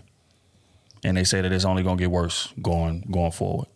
So do y'all agree with that trend? Do y'all agree with those factors? Yeah. Cause shit, a lot of men be in a similar way to women. It's like, well, I don't need no woman when shit, I can subscribe to 5-6 women on some OnlyFans or something, and that's how I get myself taken care of. Or I can hire a chef. I can hire a maid. I can hire, women to just kick it with me and show up at events, different things like that. Like I can third party the benefits that y'all are supposed to bring. But they saying the single men aren't economically able to do that. They need to. Yeah. So they out here lonely with blue balls. Here's a question, because I heard some pushback to that notion in terms of men being lonely, right? I think because lonely is so relative of a word that it's hard to kind of like lean on one side or the other whether or not it's true, right? Lonely is relative. Some people say that a man who sleeps with a different woman every night is lonely, but that man will say, "Well, I'm not lonely. I can have somebody here whenever I want to." So, do y'all feel like men are more lonely in this era in comparison to the past? Considering these studies, considering the fact that 30% of men are projected to be virgins, considering all of that, do y'all feel like men are more lonely now than they were? I don't know, man. I don't know. Like, I would love to know the percentages of men from this decade to the last decade. You know what I'm saying? Or the last 3 decades. You get what I'm saying? How many men was like actually in it? Yeah. Because these days, like we got the internet, so you can meet anybody from anywhere. Back in the day, they didn't have that. They was prisoners of their city. You know what I'm saying? You ain't know too many black men not even black men, but men in general, just moving around to other cities. You know what I'm saying? Getting to know women like that. It wasn't happening. They was conquering their cities that they was in. So, I don't know, man. I just find it funny how women are upping their standards economically as they making more money. But if a man was to do that, I think the whole roles would flip. That's facts, because men have never done that. If she's making $55,000, she's not going to accept a man that's making $45,000. But if a man is making $65,000, he's supposed to accept this woman that's making $45,000. He's supposed to accept a woman that ain't making nothing. Because he's a provider. Yeah. Like, I think. And I think that's looked down upon. I think, that's a kind of because technically men are still making more money than women, not by a lot, but still making more money than women. But if we're saying that, the average income for a black male is $43,000 a year. Yep. The women like 41. If a man came up to a woman and told her that he was making $43,000 a year, he wouldn't even get another shot. This is fact. You ask all these women on YouTube and Instagram, Twitter, they not going for that. But ask them how much they are making. 38,000 by comparison. 38,000 on average. Talking about average now. Everybody's a millionaires on everywhere. But you know what I'm saying? It's like they want 30. They can make 38,000, but their man has to be making 60,000. Why can't this man just be making 45,000 and make this work? Put it together. No. I want this Gucci bag. The lifestyle I want to live, the lifestyle they want to live, they want to be provided from that man instead of provided from her pay and his pay together. Yep, especially in the black community again. I don't think they're aware of these stats, right? 29% of men, period, make over 100,000. 16% of black men make over 100,000. So, you got to understand that, that those numbers are not as, That tells me a lot of y'all women is looking for poly relationships and don't even know. Because if only 6% make over 100,000, we just talking 16 black men. 16 black men. 29 men 16% of black men make 100,000. We just talking 100,000. Yep. You get what I'm saying? So that's really taxed down to like 80, maybe 75, just depending on if you got kids or not. You know what I'm saying? So we ain't talking about the dudes that's making 200,000, 300,000, all these type of things. All that shit is rare. You know what I'm saying? All that shit is rare. So in a sense, these days, you don't even know what you're looking for a poly relationship. Because most men that you're going to run into that got 100 racks, they either going to be married out the game or they've been single for a while. Right. You know what I'm saying?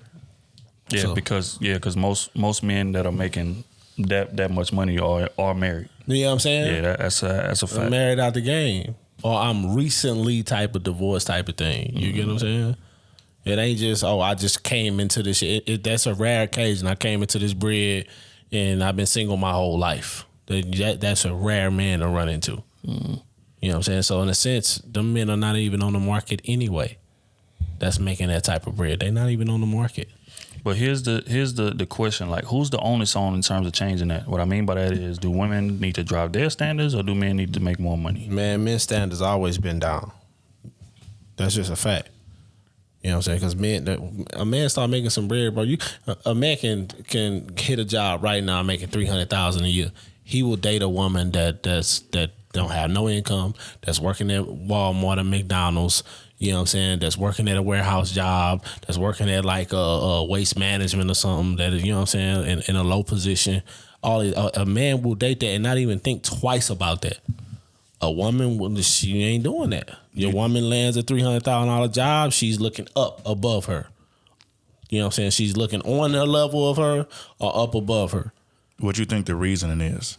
Like Society pressure. Why are we so willing to? Society, because they look at it like, you know, other women, and women terrible with this. They let other people deem what's successful in their own lives. You get what I'm saying? Oh, girl, why are you dating him? Oh, he's beneath you. He's beneath you. But when they look at their situation, he fits your situation. You know what I'm saying? You want a family. He works a 9 to 5. He may make $50,000 a year. You get what I'm saying? But he got time. He got the nurturing skills not the nurturing skills, but he got the assets to make the family run while you go out and make that bread, $300,000. When most people making $300,000, you're not working no 9 to 5. Even if you is in corporate, you don't call all the time. You're in meetings all the time. You are working for that money. You know what I'm saying? Or even if you're a CEO or something, you are working for that money. You don't have a lot of time to give to family and events and making sure things run. You need a partner for that. You need a partner or pay people. Either you gonna have a partner or you gonna pay people. Which one you want? You know what I'm saying? And men, we don't care about either way. We gonna make it happen either way. Women, shit. So you saying we should raise our standards? Or keep it like it is? No. The question is this: how do we quell this in terms, like, considering that? Because what y'all saying is right. The reality of the shit is what it is. Mm-hmm. But we have to meet somewhere. So how do we get there? Is it on the men to make more money, or is it on the women to drop their standards and be more comfortable with that man that's making 43? Who is the onus on?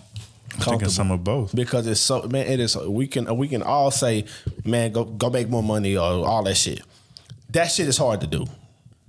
You know what I'm saying? That shit is hard. We all know hundreds of people living on this planet 50, 60 years never made 60,000. Mm-hmm. You get what I'm saying? Or never was able to get out the hood and all these type of things. You know how hard it is to go make some money? It is easier to have family structure than to go make some bread. If we gonna keep it a bean. So let me get this straight. You're saying that it's easier to stay in a marriage for 30 or 40 years with somebody that you feel like you're above. Because that's essentially what we're asking women to do. But it shouldn't, because men don't look at it like that. I don't look at, you know what I'm saying, my wife like I'm above her. You get what I'm saying? Or even if I could hit the lottery today, I wouldn't look at my wife like I'm above you. I look at my wife like we partners in this shit. Yeah, sure. It's me and you. Sure, but you're the man, which means you're the leader of the relationship. And that's not saying that you're looking down at her, but that's saying that you have more onus on this shit. Like, she's your partner, sure. Money is relative. But if shit go wrong, you're not looking to your wife to fix it. You're not. I'm not. I'm definitely That's not how you wired. You know what I'm saying? So at the end of the day, you are subconsciously looking, and again, I ain't saying looking down, but you're obligated to take care of her, is what I'm saying. Yeah, so, but she's obligated to take care of me. I can get in a wreck. I spend most of my day in the truck. I can get in a wreck and be paralyzed and all these type of things, bro. She is obligated to take care of me. Through sickness and in health. You get what I'm saying? She is obligated. She's obligated to do all that shit. And if that does happen, she is going to have to work a little harder. But you're right in terms of in an ideal situation. But also, if you were to get in that wreck, lose your job, and you heal back up, try to get back to where you was, couldn't get there, she left you, she would not be villainized for doing so. But on the opposite end, if you don't hold up your end and y'all fall into financial ruin, you getting all the blame for that. That's true, but that's when you choosing the right partner. I know my wife wouldn't leave me for that. No. I'm not talking about your individual decision making. I'm talking about how society views this thing. Like the weight is more on a man's shoulders. that's the thing. We are the leaders of the That's relationship. true, but period. We I have don't more care. weight in the success or the failing of it. Yeah, That's just what it is. I don't care about an outside perception on my marriage and who I'm, you know what I'm saying, who I'm dealing with. I don't give a fuck about that. I care less if you was my mom, Jesus Christ. I care less. You know, but you do because your thinking is in line with what society is. That's why I just asked you. You're the leader of the situation. You are the man. You view it that way. I hear you. I view it as I'm gonna go get it regardless. That's me. You get what I'm saying? But also within that, within me, I also chose the right partner to understand, baby, if you gotta lead this is what it is. You know what I'm saying? You need to understand this. You get what I'm saying? And I think a lot of people don't do that. They don't pick a partner that understands it's not me leading alone. You know what I'm saying? Yes, I'm the driving force. Yes, but I'm not leading alone. You have just as much power as me. You get what I'm saying? You have just as much power as me. Of course, the decision just as much. Of course, the final decision comes through me. Of course. Then y'all don't have equal power. Of course. You get what I'm saying? Right. But this is me. The way I lead, my wife will tell you, I don't care. I trust your decision. I trust it all the way. I trust whatever you decide to do, I trust your decision. I'm going to work around it. I'm cool. If I don't fuck with it like that, I'll let you know, which I don't think I ever done that with my wife. You know what I'm saying? Because I chose a great woman. I chose the right woman. I trust your decision to make sure your choosing of whatever happens is going to be good and reflect right on this family, on my bloodline. Because in a sense, you have my last name, so you're a part of this bloodline. You get what I'm saying? But that's every man is not like that. Every man want the way before you make a decision, I need you to talk to me and I need you to do this, I need you to do that. I don't need none of that. You make an impulsive decision, do your thing. I believe in it. So then you don't feel like you're the leader of the relationship. Yeah. You feel like y'all are equal partners. Y'all are equal leaders. We are equal. We are equal partnership. Yeah, we are equal. Okay.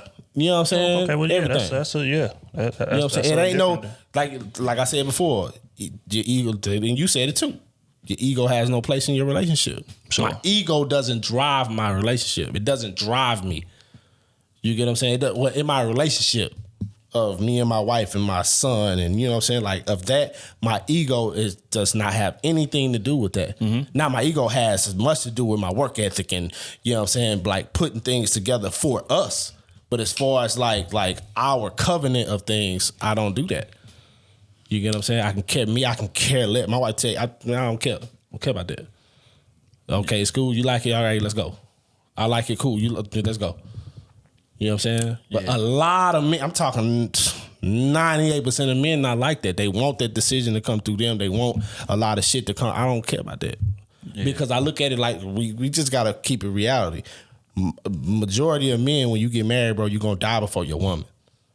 Right? If you are constantly making all the decisions and being heavy-handed on everything, when you die, bro, she is going to make a lot of mistakes because you didn't let her make the mistakes while y'all was together and doing shit. Because I can't lie. My wife done, when we was younger, she's done stuff that, you know what I'm saying, that I didn't fuck with, but we had conversations about, and that's how you grow.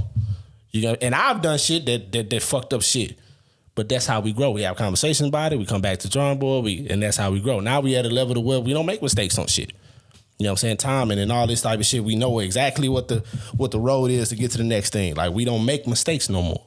You know what I'm saying? But that's the growing pains. I've been married 10 years. You get what I'm saying? But a lot of men, they want to make all the decisions, all this, all that. And about time they on their dying deathbed, their wife ain't never did nothing. They ain't never known nothing. Even if she making money, she's not making the majority decision. Well, she's not making power decisions in the relationship. So now she's in that role. And if y'all got a son, she's depending on him to be you in a sense. I don't want that for my wife. Yeah, I mean, I understand it, but I also feel, and again, this is how you run your relationship. It's how you run your relationship. But I feel like it's a difference between, you know, a man just want to dominate and make all the decisions, and a man like like delegating certain responsibilities to his wife. That's not saying just because the final buck stops with me, I am the leader. That's not saying you have no say in the decisions. That's not saying that I'm not going to delegate certain decision making to you. But I'm also aware of, again, if this ship goes down, I'm responsible for it. So with that, I have final say. I have to drive it. I'm not going to let you make decisions that I'll get crucified for if this goes down. And fuck perception, my mindset. Like, because again, I ain't even talking. I don't care about what outside people think. How I'm wired is that, again, like, it's on me to steer this ship the right way. Now, don't get me wrong. You definitely want to have a, capable, compatible partner who's able to do that. And as a man, as a leader, it's on you to make sure that she can. But again, there's a difference between her having to and looking at her as like an equal partner in this thing in comparison to, okay, no, your say is very valuable here. Like, if I'm here, you here. But at the end of the day, I have more responsibility if this shit goes bad. So I have more of a say. That's just how I view it. You know what I'm saying? But again, how you run your relationship is how you run your relationship. Everybody run their shit differently. I just don't. I think I'm at the point to where I don't care about the scrutiny of it all. You know what I'm saying? That would make. I feel that. So, and a lot of men, they don't get past that part, the scrutiny of it. Like you just said, as far as like, if this shit go left, it's on me. And I understand that, but me, I don't care about that. I'm like, fuck y'all anyway. Y'all ain't gonna help me pay no bills. All y'all do is talk. Right. You know what I'm saying? So, yeah. All right, man. On that note, man, we're going to get into quick hits brought to you by Beat Box. I'm going to be some box after this. Get your box. It's 3 servings, by the way. That's a fact. Found that out. But salute to B-Box, man. Salute to everybody that have been supporting, everybody that have been, buying them, tagging us, y'all giving us reviews. That shit good as hell, man. We appreciate y'all. Y'all boys are like really, taking care of y'all business on that end, man. Shout out to the Crusaders on that. God damn me. First and foremost, man, I'm gonna play a clip in which someone was speaking about, basically don't get married at 24. And I'm gonna play the clip and they give their reasoning behind why they would say such a thing. Hold on, let me see. Technical difficulty. How old are you? 24. 24? Yeah. Are you single? No. Okay, are you married? Well, she wants that ring. She wants a ring? Okay. Okay. Oh, shit.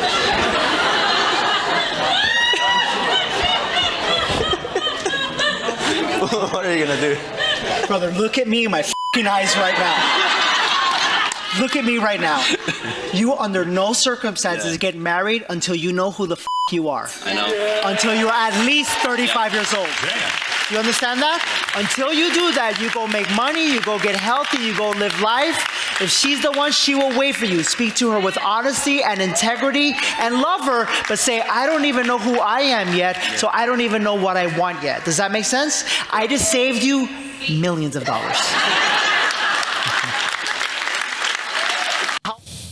Damn. Man said you don't get married until you learn yourself till you at least 35 years old. What's y'all take on that? I don't agree with it. Elaborate. My chance to argue with her. Yes. Been waiting all day for this. You ain't gonna argue with me. Damn night. I don't care what you say. I don't care what you say. I'm going against it. I'm with you though. What's up? Because again, I mean, if you have the right partner, I say why not? Because we know how trash it is. We know it's hard to find someone that is going to meet your needs and do that you meet their needs. So whether that's 24, whether it's 30, 35, I mean, everybody got time to grow. I think 34 is like age you're starting to get into that age. I mean, she want to get married. Obviously, he's not ready the way he answered it. That she wants the ring. So if she can wait a few years, hey, baby, you mind if we get myself together? Because I'm doing this for us. Or whether that's help you get through school to make us more money together. I mean, there's ways you can do it, but I wouldn't say 35. but I also wouldn't discourage a man from getting married because we do that all the time. Tell them just not to get married and it's the worst thing you could do in your life. And like, I get it. Chase your passion, chase your purpose. But I think you can still do that with honesty, like you said, with integrity. You can still have those things and say, baby, let's not get married just yet. Let's knock these couple goals out first. And then let's do it. Because then I can get the wedding that you want, get the ring that you want, we can get the house that you want. But when you do that early, to me, that's you setting yourself back a little bit.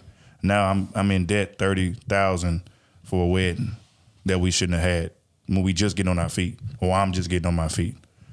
So I would tell them take a little more time, not 35, but I wouldn't discourage a man. I think 27, 28. 35 is outrageous. 35, yeah, you gotta be able to still play with your kids. You're gonna be 50 years old, your kid 12. That's what kids aside. That's just outrageous, bro.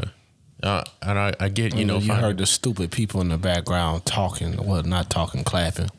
Like stupid. Speak with integrity, speak with honesty, find your purpose. You can always do that with a woman. And he's not ready to get married, obviously, because like I was saying, how he answered the question. But it do slow you down. But just a little bit.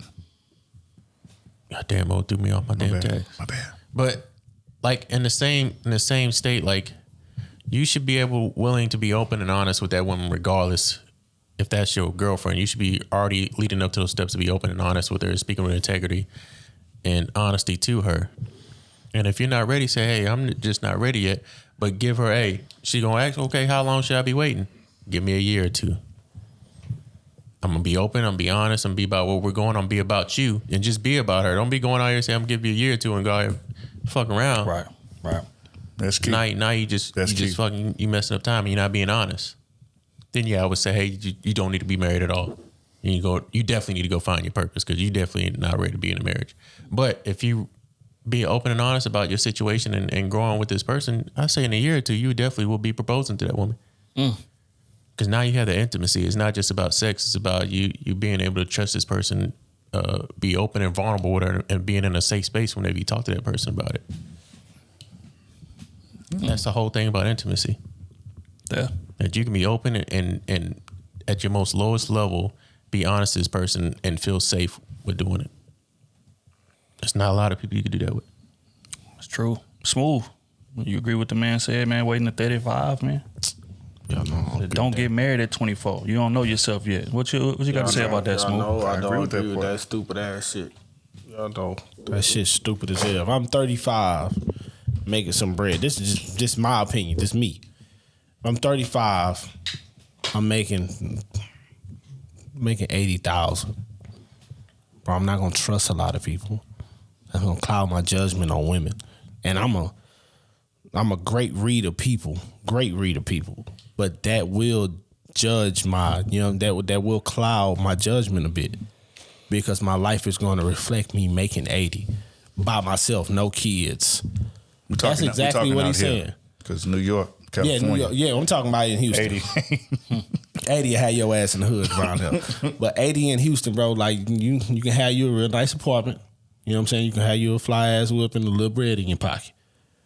You get what I'm saying? Especially if you ain't got no kids, you might be able to touch a little bit more than things.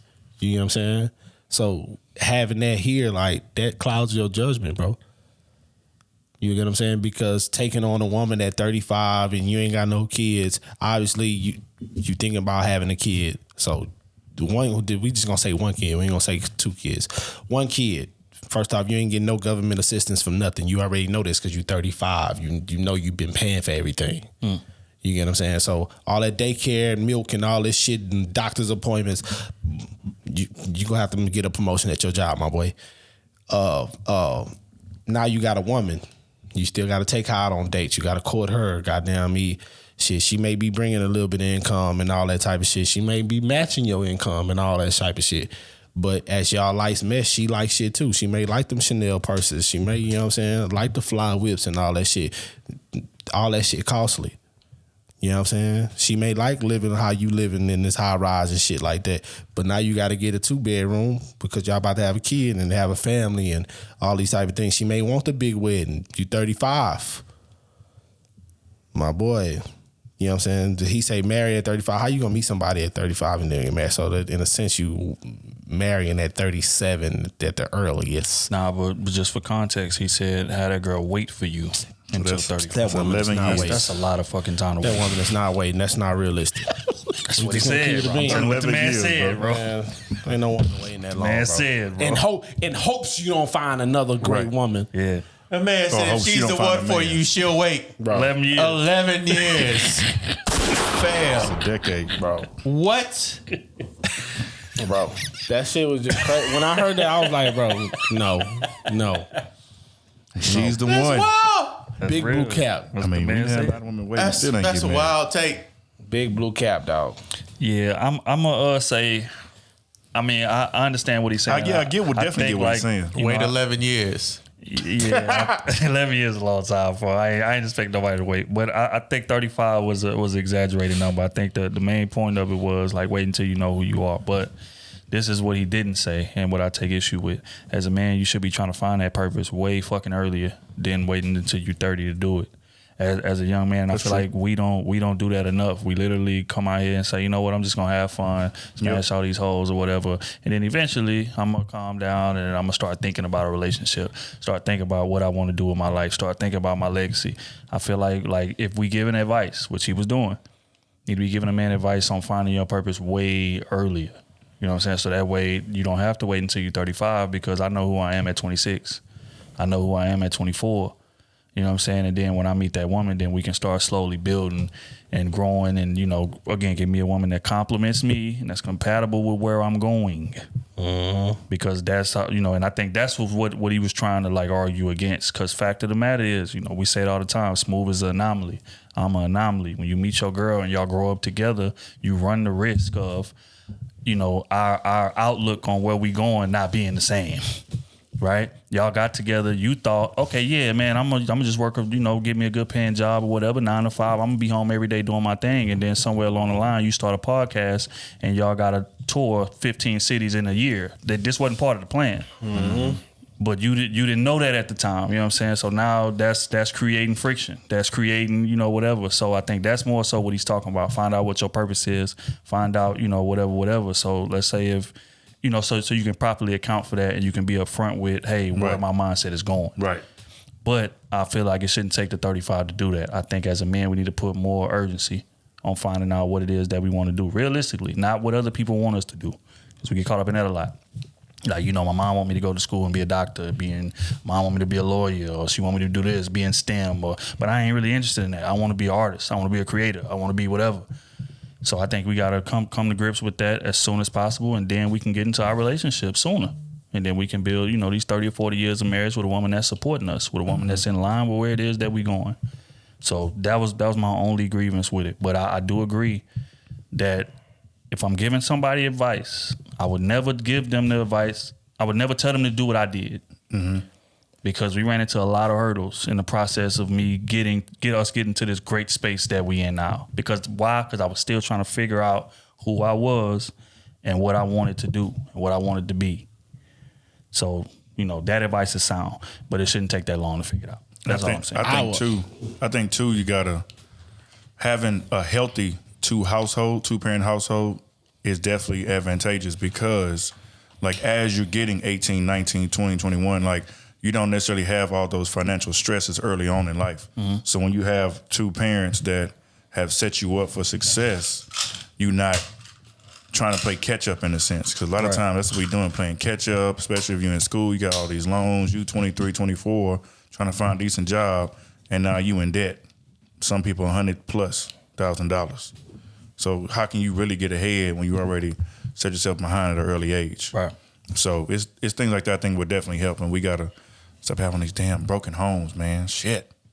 Yeah, and I mean, you know, that's on us to kind of fix that. Again, women play a part in this, sure, but I think, you know, it's on us to be a bit more, you know, cognizant of the damage that that's doing to our community. Like, if we are we trying to catch them or are we not?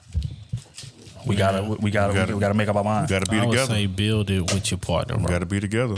Build it with your partner. You know what I'm saying? Because if you don't, you're not gonna respect them if they did. Everybody got an option of divorcing you. We all know the percentage of divorces. We all know that. You gotta understand these things, bro. You know what I'm saying? So just weigh your, bro. If you build it with somebody and they choose to leave, you're gonna respect it more than you building it by yourself and you getting with this woman and you have a kid with her, she chooses to leave, and now you gotta pay this woman for the rest of your fucking life. Because she got her hand 32. You know what I'm saying? You are going to hate the woman that didn't help you build the shit. You get what I'm saying? Or date somebody that's on your level, so there's no discrepancy when we leave. You brought a lot to the table the same way I did. Yeah, but that's hard because both of y'all are gonna be selfish in a sense. We living in it. Look, man. We got a generation right now of women that's gonna be selfish, and they kids are gonna see them with all this shit. With all this shit that they build, and I got a high rise, I got a G-Wagon, I got this nice ass Mercedes and BMW, the purses and shit, but you ain't got no fucking man. You ain't got no man. Your kids are watching you. You get what I'm saying? So your kids gonna look like, damn, I got all this shit, but nobody to share it with. Oh, now I gotta do it a little bit different. Thing is, bro, is that you're right, man, but people are selfish in general. You ain't necessarily got to be successful to be selfish. And what I mean by that is you will be, going about your career, whatever, and you may date a chick that's beneath you. She's still going to be selfish with your time. That's just because that's your girl. So it's no way around. That's why I say compatibility is important. If you didn't meet your girl in high school or middle school or college, or whatever the case may be, you 28, getting to that bag, and you finding women, find you somebody that's on your level, that's compatible with you. That just because she's successful don't mean that y'all not gonna be compatible. Just because she's successful, that doesn't mean that she's not gonna be willing to get on your program. And again, this is given that you done showcase the track record, resume of success. Find you a woman that's on your level, so that way if shit go left, I'm good anyways. Yeah, she wasn't with me to build it, but she brought a hell of a lot to the table too. So me paying child support, I mean, that's part of the game. You know what I'm saying? But yeah, but as far as taking half your shit, I get it. Yeah, I get what I'm saying? Because she ain't gonna be more willing to shit. She brought her own bag. She ain't really tripping on top of that, with the divorce, she had to come off half her shit too. Right. So she gonna be more reluctant of, hey, you take yours, I take mine, we cool. Yeah, save yourself. And again, that we say it on this part all the time about dudes stop being so prideful and accepting less than and trying to build a motherfucker up that ain't got a damn thing. No, heighten our standards too. Hey, if I'm making $120,000, I'm not dating a woman that's making under 90. Period. That's a fact. You know what I'm saying? And there's nothing wrong with that. You shouldn't feel, no way about that because of what Smooth is saying. If this shit go left, she brought 90 to the table, her own car to the table, her own place to the table. So she gonna be less. What she ain't trying to take half. Which I got my own shit. Exactly. So the only time this applies is if you building it together. Right. Building it together. You owe it to the person. You get what I'm saying? Because they got dirty with you, they went to the rain with you, all this type of shit. But don't take that shit if you already got up and you know what I'm saying. Right, ain't no all that Walmart and warehouse and she making 15. That's like, I can't fuck you. I can't do nothing with you. I can't take the chance of you. If she's the one, she'll wait 11 years. But hey, real quick though, 11 years a slave. Real quick though, another thing though, because Kenny spoke on this a while back too, and it's 1,000% fact. Niggas don't talk about this enough. We talk about the downfalls of the relationship going left. But if you want to roll the dice on a chick like that, get that prenup involved. Yeah. Get the prenup involved. It's a hard conversation to have, but we gonna have it. We gotta have it. Salute to Steven Jackson. That's him telling that story is legendary. In terms of him wanting to marry the girl, and she's supposed to sign the prenup. They talking a month before the marriage even happened. He get to the wedding day, she still ain't signed a prenup. Folks say, I'm not walking down the fucking aisle. And the pastor was in on it too. Yeah, the pastor was in there on it trying to finesse. So if y'all ain't seen it, yeah. So if y'all ain't seen that video, man, go watch that Steven Jackson video about him telling about how he had to curve his his girl at the altar because she wouldn't sign the prenup. Meet me at the altar with my prenup. and then we tried to ain't finesse getting him. married unless you sign this prenup, baby. Straight up. Then she tried to finesse him by crying and being under distress and signing that. it. No, we not getting married. We not getting married. That's real. But yeah, fellas, we gotta take care of ourselves, bro. Like straight up. Your best friend is fine as hell. Said that's a bet. Oh my God. he did smash her. That's why I am with her. Your ass lost it.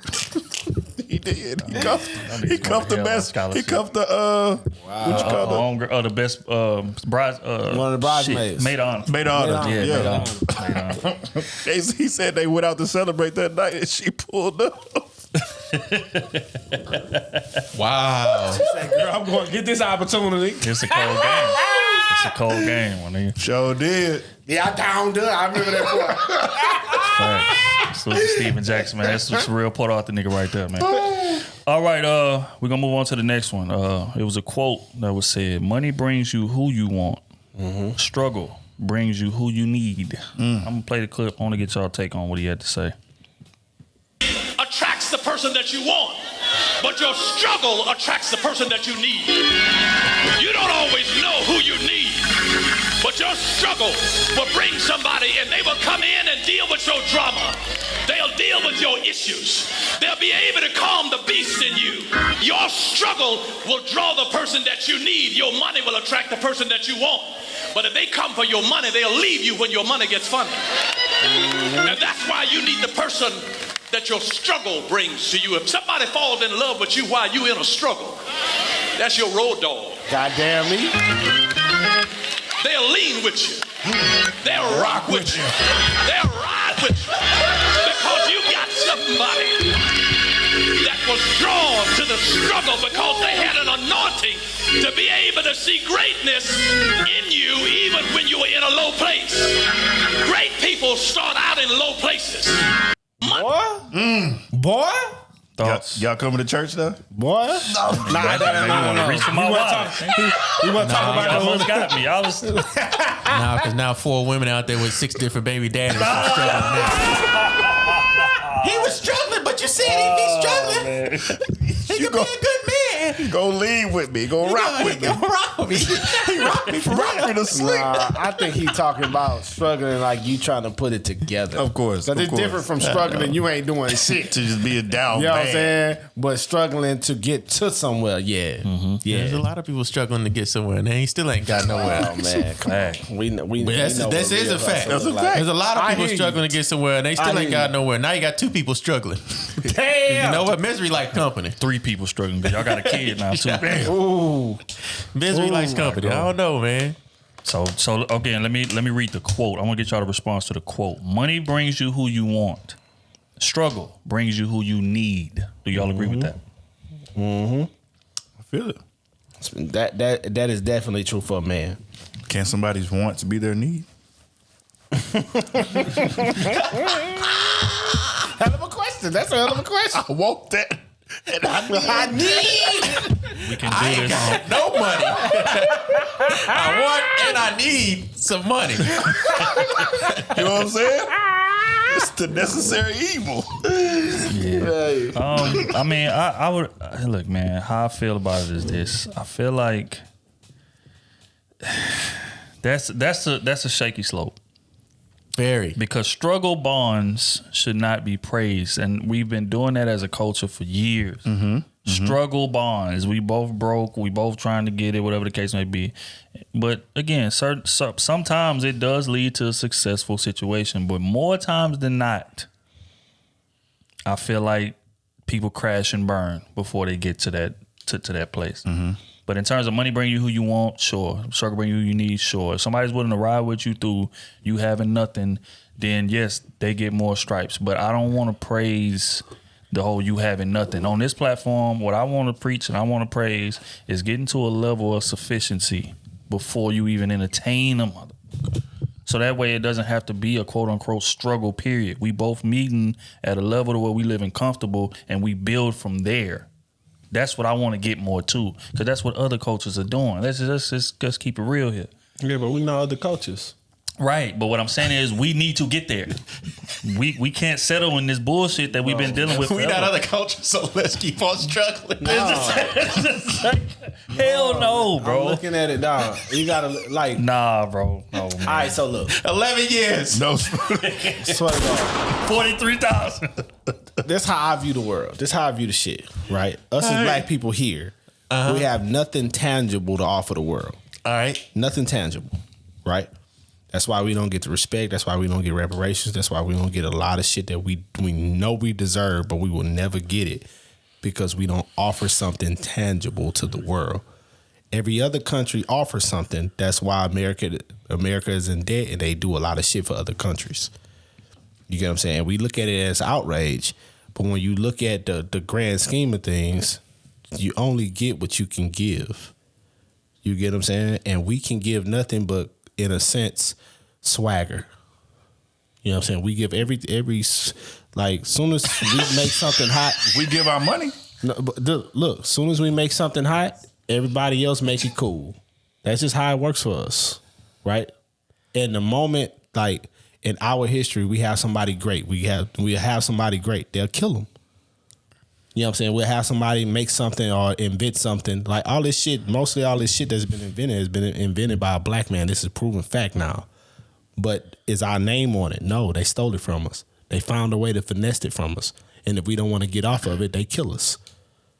That's the way they do us, right? They keep us under that. That's systematic shit. You get what I'm saying? And I feel like the only way our black community can come up under that, we're going to need more family structures. You know what I'm saying? And the only way to do that, in a sense, we're going to have to start acting like the African people do. You know what I'm saying? They beef. Like, they don't have, like, racism in other countries in a sense. They beef class-wise, right? Like, your family is not on this class. I'm not going to fuck with you. You get what I'm saying? No matter how they look, you get what I'm saying? Your family don't make this amount of money, or they not in this type of class, so I can't fuck with you. We need to start doing it like that. So you said all that to say you agree with what my initial take was? Not in a sense. Elaborate on the variance. That's what I just told you. That's not a variance. We need to start doing it as far as class of things, and then we can have something tangible to do things. Bro, what I just said is we need to get rid of struggle love in terms of us getting together when we are broke and trying to build shit. Most of us are broke though, so it's gonna have to take struggle love to get to that point. No, it doesn't. What it's gonna take is you being single and stop fucking with hoes and stop prioritizing relationships until you get yourself where you need to fucking be. Oh my God, that's what it is. We all know what money does to people. So that's all cute. All that's cute. That's cute to say, but reality of things, it don't work like that. So reality is we just need to accept just being in poverty and that's just what it is. Like, niggas don't need to elevate. Fuck it. Let's just get together, bro. I'm not saying let's just have kids in struggle situations. You taking it wrong. No, I'm not saying take the reality of things and all, but the reality of things is, hey, we all broke on a grand scale of things. Black people as a whole. You take goddamn celebrity in a way. We talking sports and entertainment. You take that away. We all are broke on a grand scale of it all. The whole culture of black people, we broke, right? All of us. So we all are in the same pot. No matter what money you making right now, in the grand scale of things, our culture of black Americans are broke. So we need to build something. That's struggle. All of us. No matter you making 90, but if the next nigga next to you making 30, what progression you gonna make? If you making 90 and 10 niggas behind you making 30, you're not gonna get nowhere. I'm the only one making 90. I'm the only one that can make a move. But if I got 10 niggas next to me making 90, we can shake something. That's gonna take struggle. You're not saying nothing that I disagree with. And that's what I'm saying. You arguing passionately for no reason. Okay. What I'm saying is that as we need to stop getting distracted before we get to a level of comfortability, a level of sufficiency, pardon me, before we prioritize a relationship. Fact is, let's just keep it real here. Niggas is getting pregnant before they even figure out what their career is. Niggas is out here chasing women before we even realize what our purpose is. We need to change that. That's what I'm saying. Fuck all of that. Leave them hoes alone. Women, leave them niggas alone. Stop having these babies out of wedlock and shit. Get yourself to a comfortable, sufficient level. That means get educated. That means get a job paying decent money. That's not saying that wait till you get rich and choose. That's not what I'm saying. Get to a level of sufficiency. Get the hell out of poverty. And then you worry about dating. That's what I'm saying. So we don't disagree. That's why I don't understand why you providing pushback on it. We need to get to a level of both of us being comfortable so that way we can start at an even level and then we build. I'm tired of starting below the line of poverty and we distracting each other because relationships and kids and all that shit take a bunch of time, effort, and energy that's gonna take away from us getting to the bag that we need to get to close this gap between us and other cultures. That's what I'm saying. Us and them. Us and them. However you want to phrase it. So until we get that shit in our head, we're gonna continue to repeat the same cycle. And that means men stop getting distracted. And men, because again, women, men, the leaders of this goddamn culture, leaders of this society, we need to move a bit more diligently. Stop getting sidetracked by hoes. Stop getting sidetracked because you want to, you know what I'm saying, you want to go get this new Benz, or you want to wear a $600 Gucci belt and you ain't got $600 in your account. Stop getting sidetracked by shallow material shit with no substance. Go out there and build some solid structure first. And then then we start worrying about a woman. Then we start having kids. Then we start building equity and getting real power. But oftentimes we get distracted before we get there, and that shit gotta change. That's all I'm saying. Struggle for 11 years. Good job, Steve. I ain't struggling. Fuck that. Definitely not struggling. Good answer, Steve. Good answer, Steve. All right. So is it struggle or is it money? What do we come to terms with? Come to terms with get you some money so you won't be in struggle of. It's the class. That's what I'm saying. It's the class. It's the class. But that's real. But he's right. Both say the same thing. He's right. That's what I'm saying. That's why I say I don't disagree with him with that. I remember sitting down with this African, me and my wife, bro. Like, this other African walked up. She was higher ranked than him. But where they from, she know, like, his family and shit. His family is on a way different plateau than her family. So that's the whole reason why she joined. But when he walked up on us, nigga, she gave him that look like bitch ass nigga, like, bitch ass nigga, I wish you would say something right now. We not back at home. You get what I'm saying? Then she started, like, me and my wife, we like, what the fuck going on?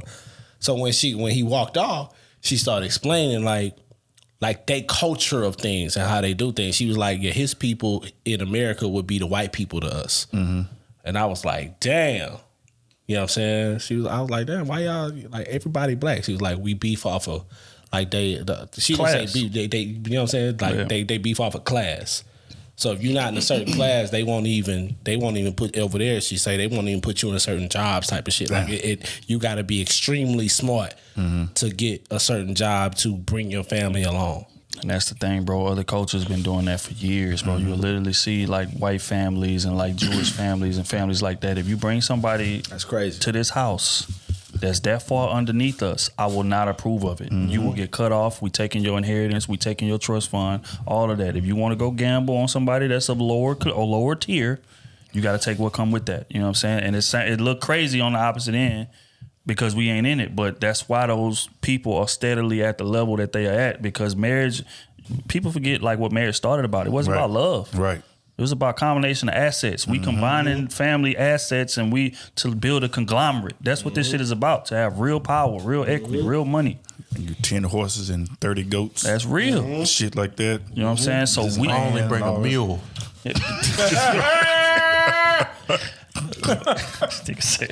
Trash. But you know, that's just honest, man. At the end of the day, man, we gotta do better. Last one, quick hits, man. Never make a man tell you he doesn't want you more than once. Play the clip. I want to get y'all take on this. Never make a man tell you he doesn't want you more than once. He's told you in 90 different ways that he doesn't want you. When he doesn't come home, when he doesn't talk to you, when he doesn't share like he used to. That's saying, I don't want you. And that doesn't have anything to do with your value as a person. Women often, we've invested so much time and money in a guy, we just can't, we can't cut our losses and go. But it never gets better. You can't, you know, never beg anybody to love you. It never works. Never. Damn. She was talking about my life. Thoughts? Never let a man tell you he doesn't want you more than once. Y'all agree with that? If y'all was giving y'all daughter advice, would it be in line with that? You'll show signs. From her examples that she gave, maybe not coming home, I'll probably see that. But if you aren't conversating, I think that might be just that man's mental space. That he doesn't know how to communicate. I wouldn't say that means he doesn't want you. Coming home late over and over. I said coming home late. I said, hey, that could be a sign. I was showing that was an obvious sign for me. But if you come home and you don't have you just can't have a conversation with your wife or your woman, that don't mean he got somebody else he talking to. He just might not be able to communicate. I was checked out. I was coming home late every night and sleeping on the couch. You come home late. Yeah, I agree. But I mean, in a sense, she makes a point. Yeah, I mean, the irony is, man, is that I hate situations like this because we telling women what they already know. Women know when a man is not really that invested in you. Women can tell inconsistency. Like we can't give women like so much credit for being like, you know, cognitively advanced. Woman's intuition? Oh, then we get that bullshit. But so much more cognitively advanced than we are, and then on the opposite end say, well, you know, she could really tell. He tricked her into. He didn't trick you. The discernment. The nigga was inconsistent from the gate. You stayed there because you wanted it to work. You wanted to force it to work. This man showed you in a million ways than one that I don't view you like that. I don't view us being long term. It's just what it is. And you stayed there try to change the man's mind. So what she's saying is stop fucking doing that. Value yourself. If the man is showing you signs that he don't want to be there with you long term, walk. Don't stay there and try to change it. Don't stay there and try to, well, maybe if I'm a great girlfriend, eventually he gonna come around. Or maybe if I, hold him down during his hardship, maybe he gonna come around. No. When he gets up, he gonna walk on your ass. Because I never seen you in a long-term view like that. And my inconsistency reflects that. Now, there are situations to where, but struggle love. And I fucking hate it. 11 years. 11 years. You Struggle held love. it down in the man marriage. Hey, that's what the preacher just said. Struggle love. Everybody was clapping. I just want to know what. That's what I say, man. We ain't condoning no struggle love. I'm tired of that shit. But in terms of this situation specifically, there are times to where, a man is kind of being a bit distant, but that's because he's trying to get himself where he needs to be, and you can tell the difference between that. Right? If he's trying to educate himself, like, baby, I ain't got time. I got to go to class. Or, hey, baby, I want to go out with you, but I got to go to work. I got to do this. I got to do that. Compared to him just being inconsistent, and then you check his gram and he at the club with hoes. Wait. That's just honest. You know what I'm saying? So at the end of the day, like, you got to be able to differentiate. Not even the close friends. He's a public. They just disrespected. Wasn't no green dot by the video. None. Nigga in the section with 6 hoes. And you call to the grocery store and get some bread. He in the section Come with on, 6 fam. hoes. Throwing bread. Come back at 2 o'clock. So I mean, at the end of the day, no bread. Yeah. So like at the end of the day, like that man is telling you, hey, I don't want to be here long term. But the dude that's chasing what he's trying to chase, when he leaves you, he's doing constructive shit. That's a situation where okay, you can give him a bit more grace. Mm-hmm. But in terms of the rest of that, oftentimes that ain't the case. Oftentimes it's a dude that's being inconsistent with you because he fucking with other hoes. You know he fucking with other hoes, and you accepting that, praying that he come around one day. That's stupidity, and that's what she's saying. He shouldn't have to show you that he don't want you more than once. Value yourself more. Do better, man. Been saying that for the longest, man. If you gonna be stupid, just be stupid. That's real. Lean into it. Lean into it, man. Accept it. Hey, y'all want to frown upon me when y'all said it. When I said I hate women that didn't value themselves. That's a prime example. Well, let me keep on getting away with the same thing over and over again. I showed you I didn't value your presence. And you keep coming back on. So how's that my fault? I can't make the decisions for you. I'm here for the benefit, baby. And I told you that. And you still keep coming. Told you that, showing you that, ignoring your calls. But if it's 2 o'clock, I just might answer. Send you the text. Well, hey, what you doing? What you on? She responded back immediatly. I was waiting on you. How am I inconsistent? Run straight to the shower when you get on. You know what I'm saying? Damn. It's a cold game. That's crazy. It's a cold game. But it's y'all fault. Because y'all accept yourself to it. That's a fact. Like I said, we cannot give y'all credit for being cognitively more advanced than we are, and then give you the victim card that you can pull when the man taking advantage of you being just ignorant or negligent. Be hurt when he announces his relationship with his real gal. Nigga ignore you all day. Nigga ignore you all day, but after that club, that liquor hit, I want to know how these men are getting away with having whole families and kids and a woman not even knowing about it. Y'all see those stories? Yeah, it's job structure. I don't want to say job structure. We done had people on our Battle of the Sexes say, I'm not going to say no names. What? We had people on our Battle of the Sexes say that men hide their kids, hide their families. How is that? So again, a whole family. On one end, we cannot give women credit for being FBI detectives on one end, and then let you play the victim card on the opposite end. Oh, I didn't know he had 3 kids from 2 different baby mamas. He was hiding them. That's impressive. So I knew that's somebody, actually a skill. Which We it need to work wasn't for the government. What? If you could hide a whole family, a wife and kids. So I know somebody personally right now On all platforms? was dating someone, and this person was hanging out with him. Now this person worked nightlife, so that could get tricky. Right. So this person worked nightlife. They will hang out after they get off work, or like before he goes to work. That's when they'd hang out. And he busy during the week, and he stayed like an hour 15 away. That's what's smart. What's smart, man. I see what you're doing. Go ahead. So he would get back home. He wouldn't spend the night, but he would get back home by his original time. Plausible deniability. I see. So on both sides, when I'm free, I'm over here. When I'm not free, I'm over. Like he was, that boy cold. He's good, man. But after a while, I was like, you didn't notice a pattern after? Like you would never stay the night. That's red flag number 1 for me. Never. Yep. I don't know the rest of the scenario, but never stay the night. I was like, what time would he normally leave? He's like, he'll leave about 1:45. Again, like I said, he stay about an hour 15 away. So it's just enough, just in case I'm drunk, I can make that. You know what I'm saying? Not drunk. We ain't promoting drunk drive. But just in case I've been, I'm a little, feeling a little bit. That we have lunch together. So it'll be like different times. Sometimes it'll be lunchtime, sometimes it'll be at night. So it's, it ain't like he had no availability. Yeah. He fitting in the pockets. Yeah, perfect. But then she also said she only noticed he only came to town when he had to work. Yeah. So that but then he can dress it up to like it's random. She ain't gonna know better. You know what, baby? I miss you, man. I'm gonna be out there on September 3rd through the 5th. I just want us to kick it, Meanwhile, this nigga got a whole conference. But I'm never staying the night. Nah, never staying the night. Nah, baby. That's doing too much. You trying to get me caught up, huh?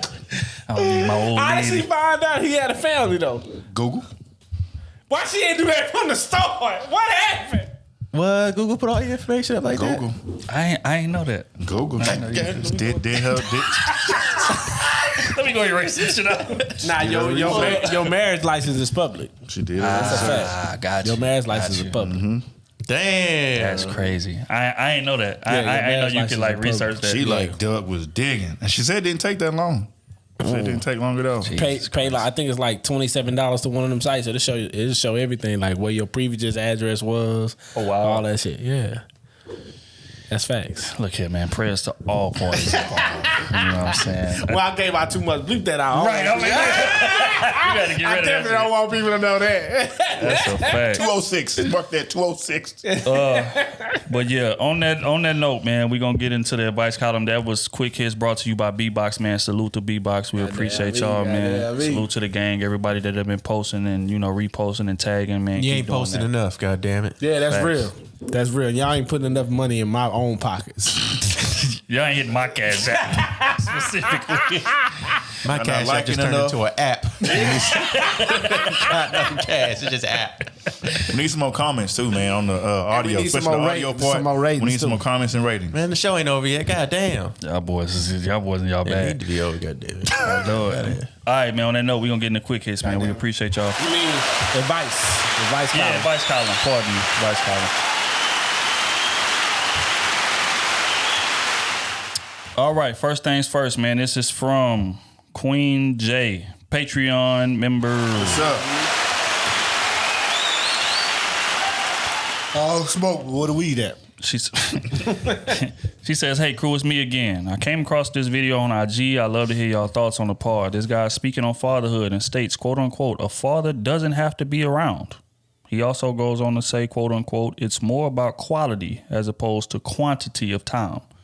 Oh, that's old boy. I seen that video. What are y'all thoughts? Is a father spending too much time at home detrimental to the child? As always, love to you, Kings. Now she sent a clip. I tried to play it, but it didn't play. I guess they took the video down or whatever. But I mean, she gave us enough. Yeah, it was some bullshit.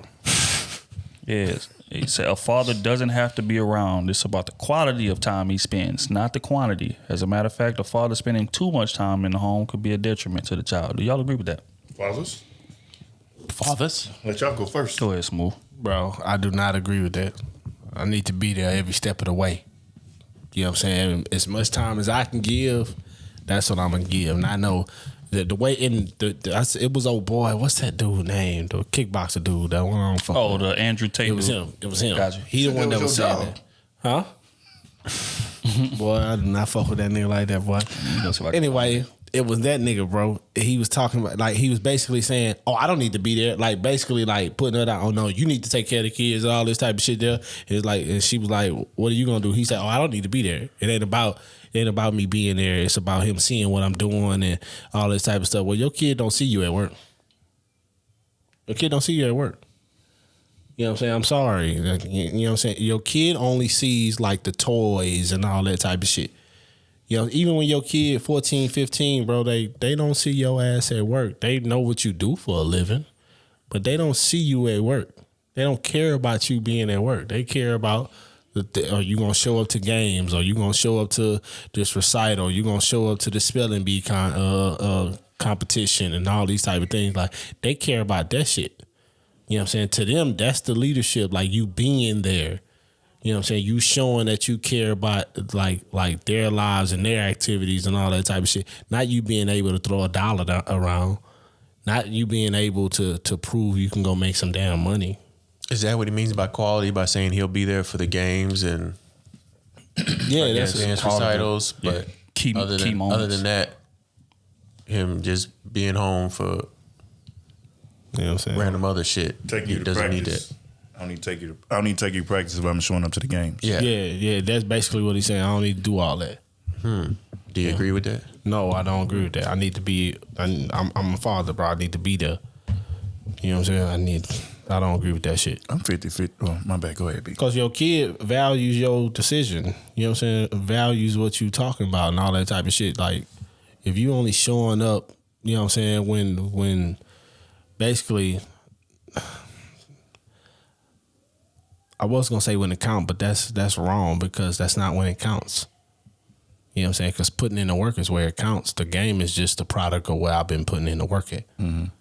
You get what I'm saying? So you just showing up to be a cheerleader in a sense.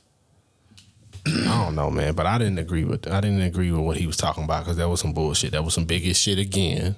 And I was like, nigga, you being bigots with your kids? That's crazy. Okay, I think I found it. Let me try to play this clip, man. We're gonna see. I was raised by probably the best father on earth. I really genuinely believe. But he wasn't around? But a father doesn't have to be around. The idea that a father needs to sit around like a second mother to make a child healthy is a fallacy. In fact, I'd say it's detrimental to the child. I see all these dudes out here, they have a kid and they basically become mother number two. Why? The mother keeps the child alive. As a father, it's your job to be impactful. You need to guide. You need to be a role model. You need to be a superhuman. Everyone should look at their father like a superhero. That's what you should genuinely view him as. It's hard to be a superhero if you're home every day arguing with your wife, changing diapers. That's not what a man should do. A man should rock up, teach lessons, be impactful, and it's more about quality as opposed to quantity of time. I saw my dad once a month.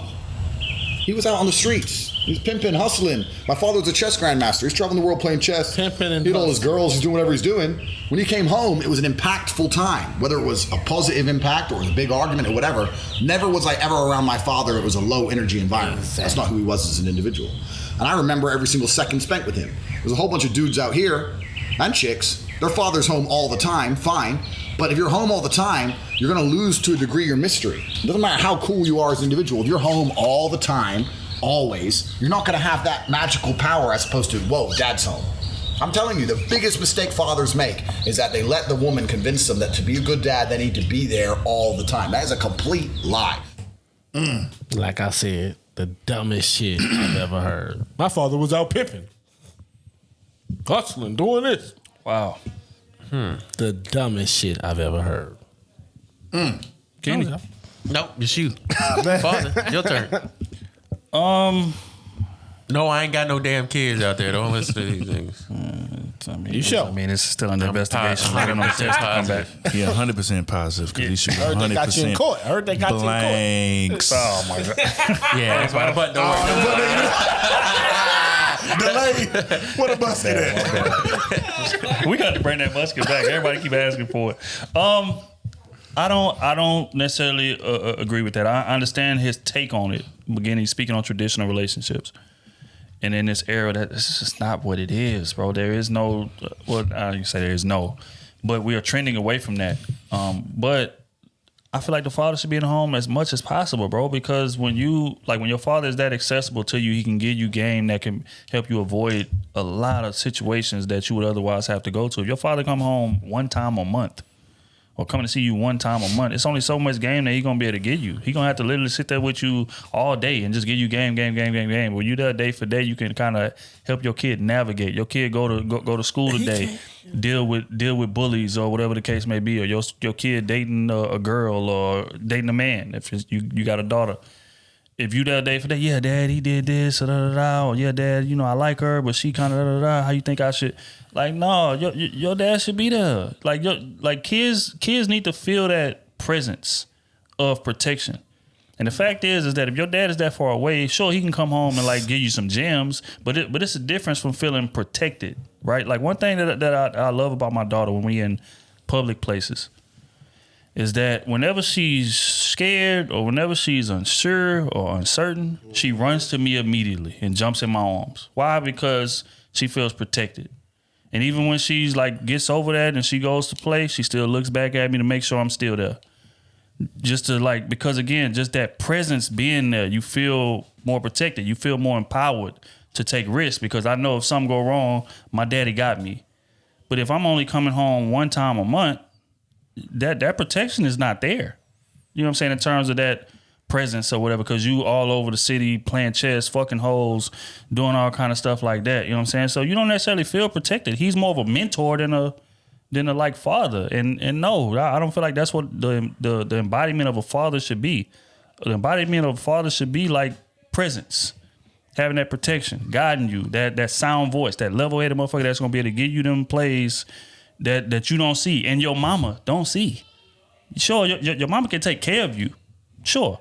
But in terms of teaching you how to navigate out here, in terms of like what pitfalls and certain shit like that, her emotions alone are gonna rob you of of advice that can help you make critical, logical decisions in the world, and that's just what it is. So yeah, no, I highly disagree with that. If his dad is coming home once a month, how can he teach you how to treat a woman? I've seen a lot of women in the comments. They make a lot of sense. Well, what about your feelings? Like, because you want your man there. He said he seen his dad once a month. It was impactful. No matter if it was so out of that once a month, let's just say half the year he coming in and he pissed off. He going off on your moms and all that.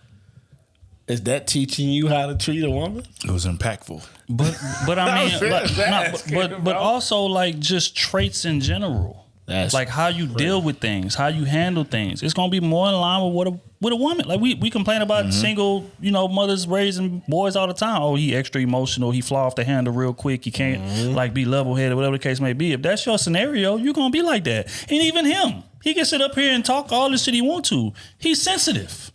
He responds out of emotion a lot of times. I remember he was debating a woman or whatever, and she was challenging his points, and you see the emotion just come right out of her. He getting loud with her. He no because it's just like that's female shit.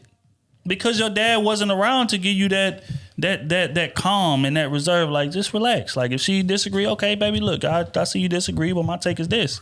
Okay, you don't agree with all right, bet. We agree to disagree. Let's move on. That's what having a dad does, or like a male figure does for most men. Now there are men who develop that without them, sure. But in terms of like most men who don't have a dad in the home, they're going to be way more volatile. They're going to be way more short-tempered. They're going to be way more willing to react off emotion and go back and forth with women and shit like that, like he does often. So, yeah, that's my take on that. Hell no, man. If you're a dad, be in the home as much as you possibly can. Like, that presence that you bring is invaluable to your kid. That's a fact. my personal opinion, of course you want to have as much balance as you can. But if I had to take away just a little bit of time, home dad or working dad? Working dad. Working dad. So we saying a dad that's home once a month is a better impact than a dad who's a no. stay-at-home dad. That's what I'm just asking you a question. Which one would be? I'm leaning more towards just a little bit more, just slightly more working. I would rather see. I'm just thinking about my pops and how I was raised. Like my dad did what you was doing at the refinery, so he was working 12s. Some days I didn't see him because I gotta go to school. He already at work. I come home. He got to work a double or something like that. So it was days where I didn't see him, but there were days that he did take me to practice. He showed up to almost all my games. When he was there, he was there. His presence was the presence was there. But I would say he was slightly, a little bit, not in the house like that because he was out to work. Shit, he had my mom and 2-3 other brothers. So shit, you got a lot of people to feed. So especially your fat ass. You see it. You see it. But no, I mean shit. So I mean I wouldn't mind working just a tad bit more, just a little bit. And when I'm there, make sure my presence felt because again, we got things to protect. And if I take a day off, that could be shit, $1,000 right there. So it's like we need that. Somewhere we're gonna need that. The car gonna break down. We're going back to school. AC to went out. It's something. You know what I'm saying? So I think it's the closest balance you can get. Whatever works for your family. Now that once a month shit, nah, that ain't cool. And I could just imagine how athletes try to do it when they traveling 9 months out the year. You know what I'm saying? That's crazy. So I'm sure the moment they at home, they just want to be at home with their people, with their family. So, but I know it's difficult, but shit, things going either way. Some gonna get sacrificed, and we know that. It's gonna be time, it's gonna be money.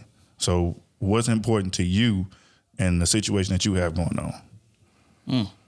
Kenny, which is better, day for day dad or that one time a month, quality over quantity? One time a month. We saying one time. That's it. I only see my dad one time a month. That's what that man said. Other one is my dad is there day for day. You going to work? Day, except for one day he's at work. Would that make it an even? I want to make it an even slate. I don't know, but I don't necessarily think that he was making a distinction. He said working dad. Yeah, he's there, but he going to work 9 to 5 every day. Oh yeah, well you want 9 to 9. Yeah, you want a dad that's work 8-hour shift. I get. Well, definitely not somebody else only there one time a month. Hell no, you ain't gonna build no values. No, he won't know your emotions, how you feel, how you act whenever shit don't go your way. Like, come on now. And he also said like your dad being in the home that often it's detrimental to the kid. No, not at all. Detrimental if you're not there. Right. You don't know how to grow up as a man. You don't know how to pee. You don't know how to. You don't know how to do none of that. You ain't got no example except for a woman. Yeah. And you're going to pick up on traits. Don't know how to carry yourself. Don't know, how to control yourself. Don't know your own strength. Like, yeah, nah. I don't agree with that. But yeah, I mean, I would say salute to Andrew Tate because I definitely rock with a lot of his content. But that album right there, I can't get in line with that. I think presence is very important, especially for fatherhood, and that's why I tell dads all the time, bro, like be there for your kids. Dudes be feeling like, man, if I could just buy my kid these J's, I could buy my kid these clothes. Every time I come around, I give my kids some money. That shit don't mean nothing, bro. Like the stuff that kids care about most is that time. Period. It's that time, bro. My daughter to this day, we took her to Costa Rica. She still brings up Costa Rica to this. She's 3 years old. When we going back to Costa Rica, Daddy?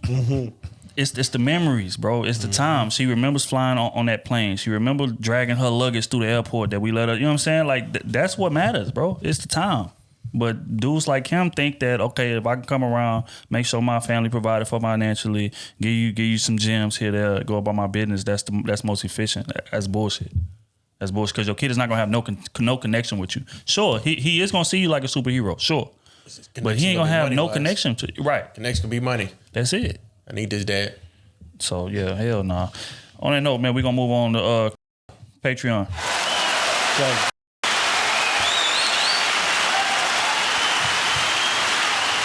All right. Says, hey, crew, I hope this message finds you all well. Thank you so much for the content you men are providing to the world. I love it here. Okay, let me get to it. And if possible, please edit my name if my question is selected. Why you don't start with that? No, that's all good. Yeah, lead with the question, please. Yeah, it's all No good. anonymous. Well, no, say anonymous shit at the beginning. Yeah. To make a long story short, I've been married for almost 6 years to my high school sweetheart. I'm 30 and he's 32. We have no children at this point, which has been my choice due to issues that have become hurdles within our marriage. My husband confessed to cheating 3 years ago with multiple women and said that his conscience was eating at him. Crazy, huh? Last year I left him. We've been separated for almost a year, and within the separation, my husband has made strides professionally by graduating from college and securing a more steady job, which was an issue for us before. He's now saying he's ready to be the man I deserve. He's done everything humanly possible to show that he is remorseful and that he wants our marriage. However, it's still never enough. And after being separated, my confidence is back and I'm a whole baddie out here. I love this man, but I'm exhausted. My question is, do y'all believe that a man can truly love and respect his woman the same after he's wronged her and she stays? Sorry this is so long, but I had to give context. Yeah. Hey, more props to that man for coming out and tell you that he cheated on you 3 years ago. 3 years ago. That's And wrong. I feel like he's really changed that he came out and said that he actually cheated on you. get penal- man. Going to the grave with You that. get penalized when you tell the truth and put it on the table. She'd have never knew that if he'd have kept his mouth shut. She would have found out. No, it was But- years ago and he done. 3 years Obviously he ago? done. He done. But he done though. He came out and said it. Let's just say she do find out years ago he cheated on her. If he done, she ain't gonna be looking at it like you cheating on me right now. She ain't gonna do that. Yeah. You know what I'm saying? But for him to come out, she gonna be mad. She gonna be If mad. she find you cheating on her 3 years ago, she damn sure gonna think you gonna still be doing That's it. different. Come on now. No, I think they're gonna take it differently if you were to just say that you did it versus her catching you. I think she did the right thing by leaving. I agree. Yeah, first time. First time she left. Mm-hmm. And now they can come back to the drawing board. If she still got love for him and can look past that situation, which she just said she can't. But she a whole baddie out here right now. Because she a whole baddie. You know what I'm saying? Don't let that be the reason why you, because fuck, your Ain't nothing in baddie, these streets. your baddie time only lasts for so long. Right. So And She's saying she getting that attention. And mind you, she's 30, he's 32. I just want to give context. yeah, I mean, she feel like she in her peak right now. I mean, if So y'all saying it don't pay for the man to tell the truth? oh, it does. That's what y'all saying? It got it off his conscience. It did, but you still did the wrong. You know what I'm saying? I understand all that. Just I 'cause understand that. Just because you But, told the truth don't mean that you get. He You get told the truth. Okay. So he can be like, look, hey, this is a clean slate for me. Nah, that don't make your slate clean. You don't know this. Hey, if this man would have killed your mom, he said, hey, I just killed your mom 3 years ago. No.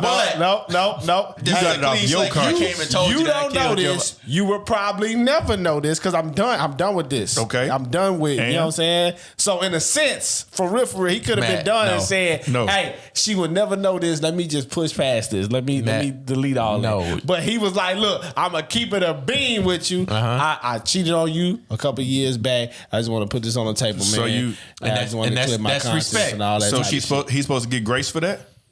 Yeah, she's supposed to get No. Smooth. No. Real quick. Wait. Hold on. Real quick. I'm gonna present just a different No, we ain't scenario. going to do it though. Look. I'm gonna just present a different scenario. Cause he on bullshit. He know he is. But look, this is what it is, right? Us. We've been boys for how long? What, 15 years? Yeah, some shit longer like than that. that. Long fucking time, right? If I come to you today and say, Smooth, remember back about 10 years ago, man, when that 500 came up missing? I took that, bro. I stole that from you. I wouldn't be tripping. So you saying that if I told you that, you wouldn't look at me no different? No, you know why? Because if it's only was this, like he just saying, hey, I'm done with that. That part of my life is done. That's how he presented it. But you know what I'm saying? If that 500 came up missing, right? And I'm at this point where we at now, if we talking, you like, hey, I took that 500. I wouldn't even be tripping. But you was in that moment back then. That wasn't a good example. You gotta get something deep. Hey, back Something then that I'd have been fucked up. Cheating in 500. That ain't a good. Back then I'd have been fucked up about it. But now 10 years, you know what I'm saying? We done push past that. 2 years, 3 years, we push past. You know what I mean? My life is good, everything good. No. Man, fuck that 500, bro. No, we gotta put you in the same position as her. If your wife came to you and said, 3 years ago, babe. Matt always in the same position. 3 years ago, babe. I didn't cheat on.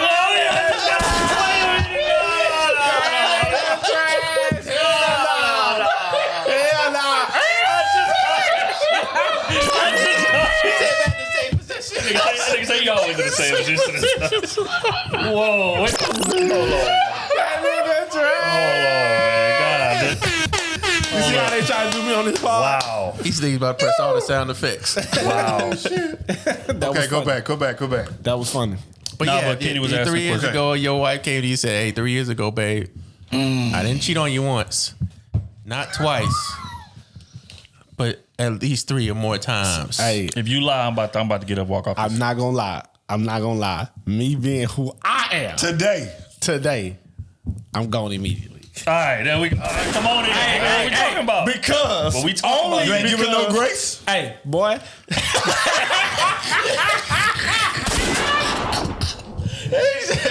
What the fuck is you talking about?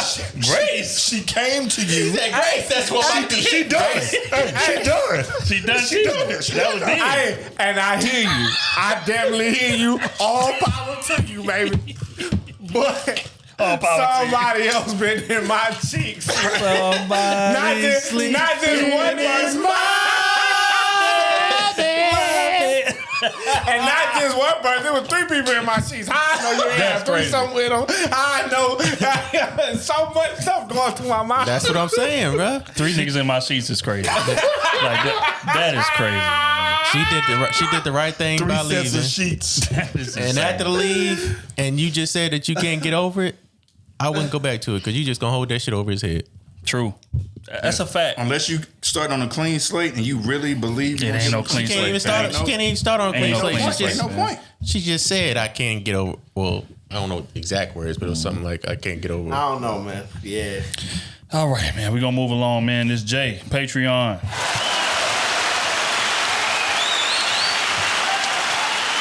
Should we redact that name?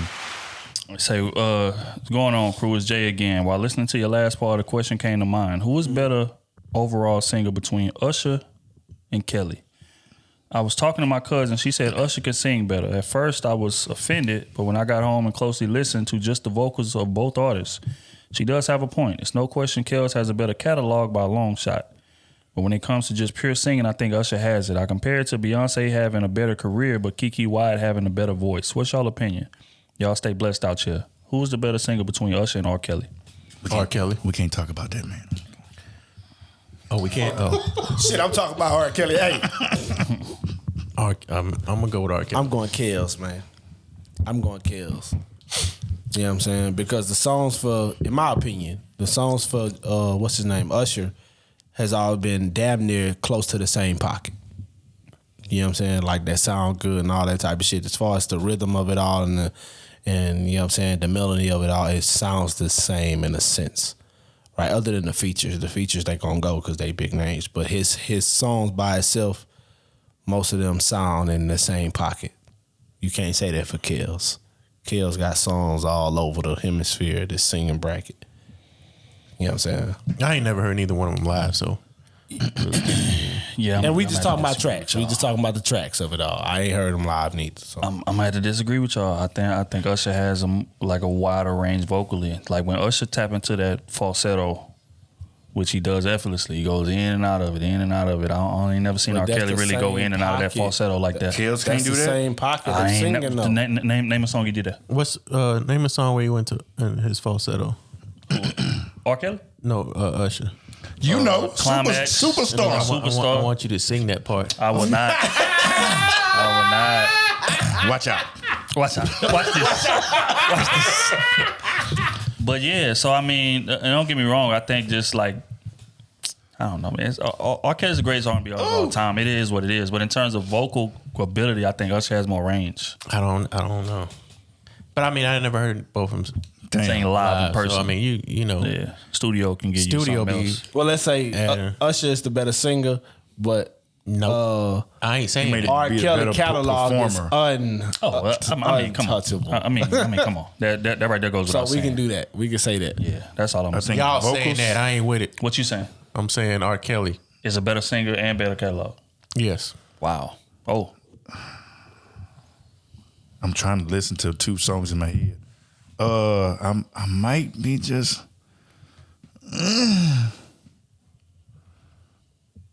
I might have to go with Kels. I might have to. You know what I mean? I might, but I don't know. I might have to go back. Yeah, I don't know. If y'all can find me a song where R. Kelly goes into that falsetto and comes in and out of it, then I'll give y'all Step in the that. Name of Love. Whoa! That's not falsetto. I know. That's not falsetto. Nah. If y'all can name me a song. Nah, but Usher, yeah. But a lot of people It might can't be sing Usher. in that falsetto. I know, but the thing Usher is, can never sing like R. Kelly though. He can never sing in that but pocket. he can. He can get in that pocket, bro. baritone. Who sounded better on Same Girl? Oh. And I'm going with Kels on that. Yeah, R. Kelly. But again, as far as like they like what's that shit called? Baritone or whatever, soprano or whatever it is. It's in terms of baritone. that key, yeah, R. Kelly's ain't better than him in that key. Okay. But I'm saying Usher's more versatile. He can tap into that falsetto and lose R. Kelly. Yeah, because he can't come up there. But we gonna keep it the same bracket. What's his name? Usher can't come down to R. Kelly on that baritone and that bass. He can't come down. That ain't his voice. As a singer, you not gonna have the whole spectrum of the tree. You gonna have the top or the bottom. You're not gonna have that falsetto at the soprano level and be able to sing bass. You not doing that. I don't know many people doing that. I don't know many people doing that. Nobody does that. Usher is doing it. That's from what I'm top to saying. bottom? From top to bottom. No. I don't That know would be about that one, saying Usher is a better singer than Michael Jackson, Chris Brown, what's her name? What is that girl name? Kelly Price. No, bro. That's not saying that because we're not comparing him to them. We're comparing him to R. Kelly. No, bro. And I love R. Kelly. Again, catalog. R. Kelly's the greatest R&B artist of all time. Let me provide this disclaimer. He's the greatest R&B artist of all time. That's undebatable. Anybody debating that is delusional. But in terms of vocal ability alone, What about Bump and Grind? no, man. Bump and Grind, he ain't get up in there? No. How he ain't get up in there? You want to play it right quick? Yeah, play Bump and Grind. Nah, we can't play it. YouTube gonna flag us. Flag that whole quick you 2 one. kids. Feel on your booty. That nigga was I don't see nothing wrong. that ain't falsetto. That ain't falsetto. That ain't falsetto. Nothing wrong. That ain't falsetto either. That ain't falsetto. It's fly.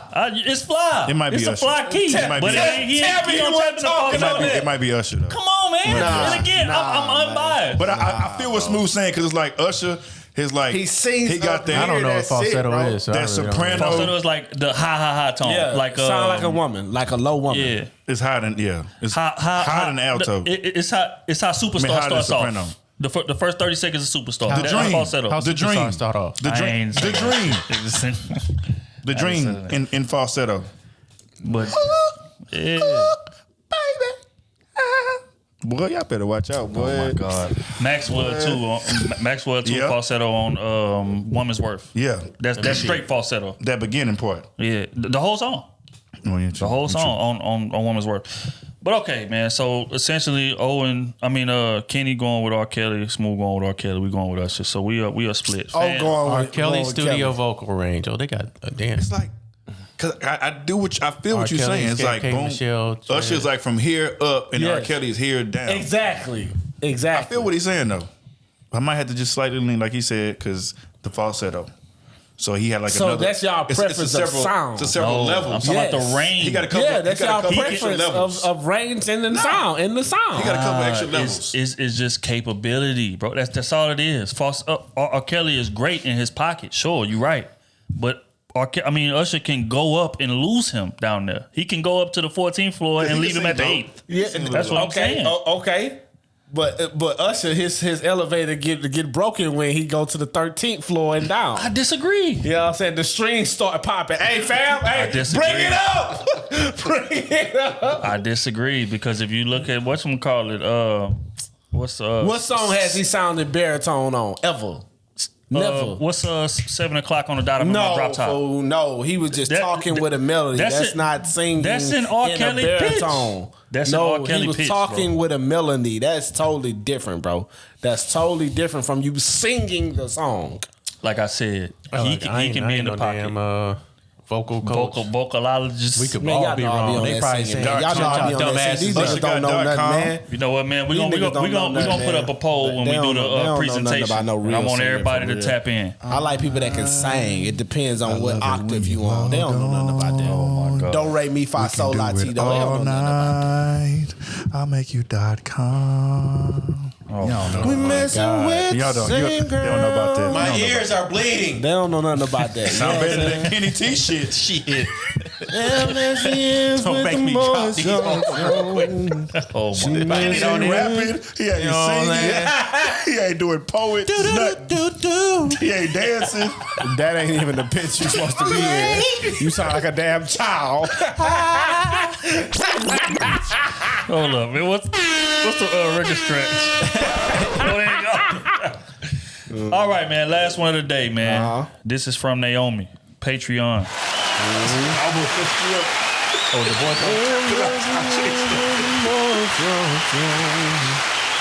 All right, man. Naomi says, "Hey, Krew Season. I just watched the recorded live Thirst Traps video. Okay. Very entertaining, great content. But I did think it was odd that the influencers spent so long arguing what a thirst trap is, then coming up with every other reason in the book to thirst trap men in public and online. It's just a part of branding. I'm really smart with a degree. I'd wear a duster. I'm not doing it to find a man. I have one, etc." Instead of just saying a pretty obvious reason, they like the attention of men and it affirms their femininity. Mm-hmm. This is centuries old behavior. So question is it wrong for these non-married women to admit they like attention? Is the community going to think less of them for saying so? Thanks, guys. Love what y'all are doing. So we had a live stream for everybody who's been living under a rock. We go live stream every Wednesday at 9:30 Central. Make sure y'all tap in on YouTube for all our audio listeners. But we had a discussion about thirst traps, right? And what she's saying is when we were defining what a thirst trap is, women were defining it according to their convenience. Right, they're saying we're not doing this for men. This is for us. This is for my online brand. This is for whatever reason in the world outside of men's validation. What she's saying is, let's just be honest here. Women put thirst traps up for attention from men, validation from men. And is there something so wrong with that? Is the question that she's asking. Nope. Just admit it. That's all. That's real. We know what you're doing it for. Because there's no other outside validation needed if you're comfortable with yourself. But I mean, it's men and women. Sometimes you might be having a bad day. So I know, women, they'll just put on some makeup just to be pretty for that day, post a good picture, and they take that shit right off. Right. Or just lounge around the house. Sometimes they just need a few likes to kind of get their spirits up. That's where we at in social media today. People need kind of just little boosters throughout their day or throughout their week to help them, cope with whatever they're going through. So it's just admit it, because everybody know what the real reason is. Because it's especially when some of these women that's in relationships where they've been dressing modest, they've been putting their clothes on. The minute they break up with a man, though, you seeing all the ass, you seeing all the cleavage, because somebody got to see this. Yeah.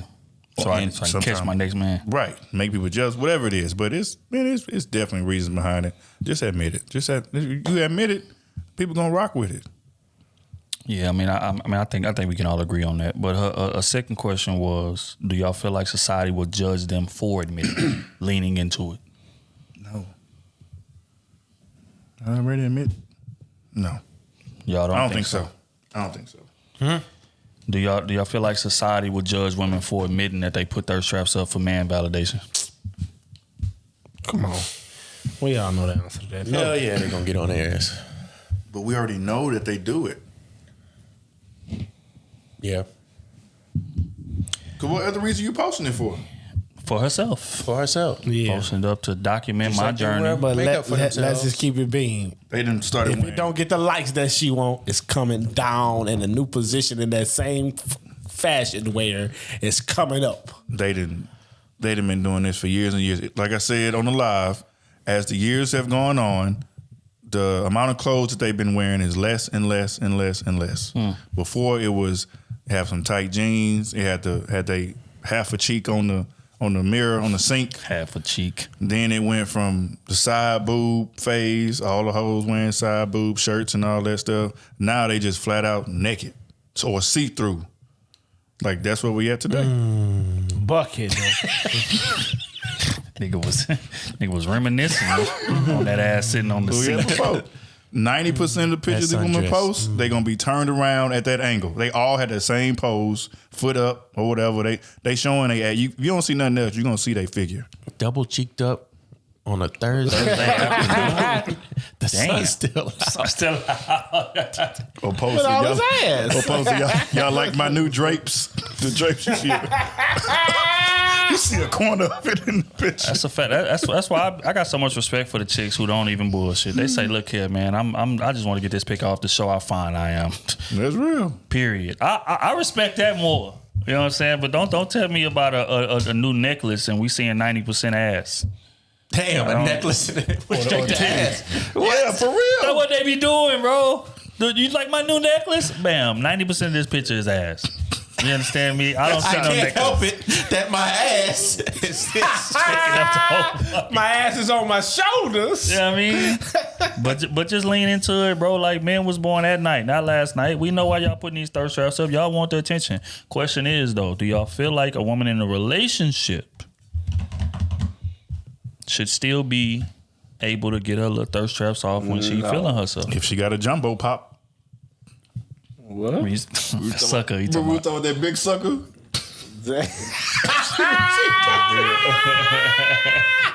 I think she should be able to do that. Oh shit! Kenny go. What? All right, man. So it's arguing time. What? At the end of the pod, we hit it. So okay. Come on. So what if your girl? No, what if your girl? Right. Well, I said she could post a thirst trap if she wanted to post a thirst trap. I don't give a fuck. Because if I'm in the gym and I'm working out hard and I want to take my shirt off and post a picture on Instagram, I'm going to do that because I'm going to show my progression. She don't want you to. Now, if my girl is in the gym working out hard and she shows her body, that's going to be considered a thirst trap because she's fine as hell because she got her body back right. That's a little different. No, we ain't talking You about really this consider thirst a trap. gym pic a thirst trap? Yes, if you are in a body progression picture from when you was Fuck out of here. big to now you slim thick. Shut up. To now you slim thick. That ain't no damn thirst trap. That's not a thirst trap. That's a progression pic. All right, Kenny, I got one for you. Let's say, Come on, fam. Reaching for straws on this. Hey, hold on. Let's fam. say you and your girl go to some beach. Let's where it's at, right? She in a G-string, right? Oh, I would love for my Laying girl on to her wear stomach. G-string and be at Okay, the beach. but look. Laying on her stomach. Now she got to be on her stomach. You know how them pictures, them girls be taking them pictures with their legs up, showing their little coochie print with the little chain on. She take that trying to show off her chain, but it's showing 90% coochie in there. Camel toe. You know what I'm saying? Why y'all going to extremes? Because that ain't that's what they post. That's what they post. They be Why y'all posting That's that. what they post. Why y'all screaming? Why y'all screaming? Exactly. Kenny gonna be like, take that shit down. Because y'all just said them in a That's tight okay. figure and their ass is showing, their hump is showing, it's considered a thirst trap. That's the thirst If trap. they're posting anything to get the likes or views of men, that's considered a thirst trap, right? Bro, come on. No, it's the intention behind what you said. Progression Come pics on, fam. We is just not said- for attention. What is it for? Progression. This is what I Oh no. I worked hard for this, so I'm showing you where I used to be, and this is where I'm at now. This is what you can do Okay. for $9.99. No, player. This you can do if you follow my program. If you want to look a certain way Okay. aesthetically, this is what you do. Okay. That's different from just having your ass out just cuz. I'm saying if me and my girl go to the beach and she in her beach wear, and she want to take a picture of her in the beach in her pose, and so my ass is close up pictures. Her ass is showing. Hey, that's fine. I know that's mine. I'm comfortable with who she with. She with me. So and I'm gonna like it. I'm gonna say yeah. If half her page, look my baby. It's thirst traps. You cool with that? Nah, see, y'all do going Man, above and beyond now. Women pages be like that, dog. Pictures, Kenny, no, she not just posting one thirst trap, nigga. You're not. I'm a little tired right now, so I really don't feel like arguing. She not posting just one trap though. All I'm saying is, B said, "Can your woman get off one thirst trap here and now?" And yes, I think she can. It's levels to the thirst trap. I'm just saying. I think she can get off one thirst trap. Can you be naked, like half naked, showing your body? Absolutely not. I can't. You can't help that you have a nice figure. Can she be in a bikini? Yes. On the beach. On the beach. Smooth gas scenario on the beach. Y'all went to the beach. Yes. But she can take close up. But it's still. They still know what they doing, bro. Man, come on, They still know what they doing, bro. But how they take a video while she running. Closer together, make sure they got bigger cleavage. Hey, yeah. Come on, bro. Fam, if I post a picture, my before picture to now from working out, that's a not girl a gonna thirst jump trap. in there. She gonna say, "Oh, here you go dropping thirst traps." I posted that picture when I was in Vegas. What they say? Bro, you dropping thirst traps. But you gotta I was sitting there on the damn. But you gotta realize most men, they page not 90% of them being naked, bro. But it's I had a full shirt on because my arms were showing. They said that was a thirst trap. Ain't no damn thirst trap. Exactly. I showed a picture. I just put a but they fucking said picture it was up. a thirst trap. But I gotta hold your feet to the fire. Oh, No. I got to. I had a full sleeve shirt on. No, but again, at the same time, we done had discussions, man. I need to make sure my shirt hugged me the right way. I need to make sure my sleeve. That don't mean it's a thirst trap. No. Are you saying that you ain't never said that? Yes, I will get up and walk off this bar right now. Okay. But I'm saying that wasn't a thirst trap. Walk off this My intention with that post wasn't a thirst trap. I thought I looked handsome as hell. Wanted to post the shit. Why? But you thought the arms was showing. You've been doing bench press. You've been doing motherfucking dips and curls. You trying to show man? And you feeling like trying to show the man your arms? I need to get this off. That's you trying to get attention from me? It just so happened. You trying to get attention from me? Let these niggas know I'm coming. Pause. Let these niggas know I'm coming. Whoa! Chill out. Whoa. Y'all took that the wrong way. Hold on. The tone in his voice. Let's slow down. I'm coming. We gotta slow down. That nigga name. Oh, you talking about old boy with the little hair? Yeah. The big nigga? Nah, but not that. That's but a thirst trap, fam. Again, like I said, it's all about intent behind it. Your intent was like to if get a girl your intent put was to half get her likes. cheek on the goddamn sink. You trying to? I want you to see this ass. That's and your intent for wearing tight sleeve shirts, some medium small shirts because your arms are small. Unless I wear 3X, these arms gonna show me. I can't help that. It's to get attention. Correct? No. Oh my gosh. That's capo. One of the features that women admire the most are your arms. Correct? Exactly. If you lie, get up from here. Exactly. For me, or just in general? From you, nigga. We talking to you. Maybe. All right, then. So, and you are aware of that, no? Of course. So you're gonna accentuate that when you take the pictures, no? Not all the time. Oh my God. All right.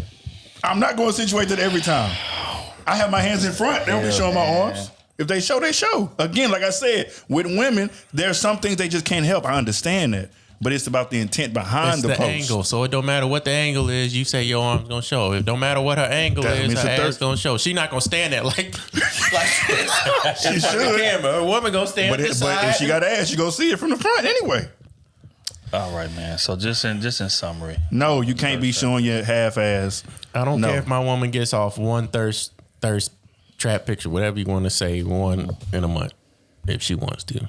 That's fine. You giving her one a month? Yeah, if she want to get off one a month, goddamn, do what she want to do. You better not get on. Now, if she out there dropping these thirst traps and she entertaining the fuck out these goddamn comments and DMs, all right, now we got a problem. But I got to side with her on this. Do you feel like that kind of opens the door for that thing? I mean, anytime you post a picture, it opens the door for, especially if you got a beautiful woman. Anytime you post a picture, opens the door for a man to try to slide into your DMs. No. What I mean is by you allowing that thirst trap to take place, does that open the door for her to entertain said comments because she's going to get a bunch of dopamine That dopamine But hit. she gets dopamine from a regular picture if she's a beautiful woman. She's gonna get dopamine for every picture she posts. True, but it's a drastic difference compared if she's Okay, yeah, she's she posting. might, You know what I yeah, mean? yeah. Come on. Cool. No. That's my point. No. That's my point. Okay. As soon as a dude hit her with that, you got some pretty lips. You should see the other. It's over. Come on. It's over. Yeah. Hey, that's what she was waiting on all day. It's a cold game. But all right, man, on that note, man, we're going to wrap this thing up, man. We appreciate everybody for tuning in and rocking with us, man. Salute to the Crusaders in the YouTube chat, man. Salute to the Crusaders on the audio only on all our platforms. We had 91,000 subscribers on YouTube right now. Sheesh. It's love, man, and it's all because of y'all. We appreciate y'all. Y'all boys got any last words before we get up out of here? Nope. I'm tired. Shout out my boy Brandon. About to go see to him the working crib and hard. smoke some hookah or something. We Gucci. Sorry, y'all. I'll argue with Otis next time. I'm just a little too tired to try to argue with him. He stayed quiet too this pod. He ain't start talking till later on in the end. Mm-hmm. You know, he must have knew. Do what? He ducked smoke? Yeah, he ducked the smoke. All I know is He always October ducking the 5th. smoke. Yeah, we know. October 5th. Y'all heard this on the pod. Remember that, October 5th. October 5th. So we gonna what it's gonna be? It's gonna be like a shirt side by side challenge, or how it's gonna be poll It for just- who looked the best? Or how it is? Just physique. It's gonna be a sword off. Physique.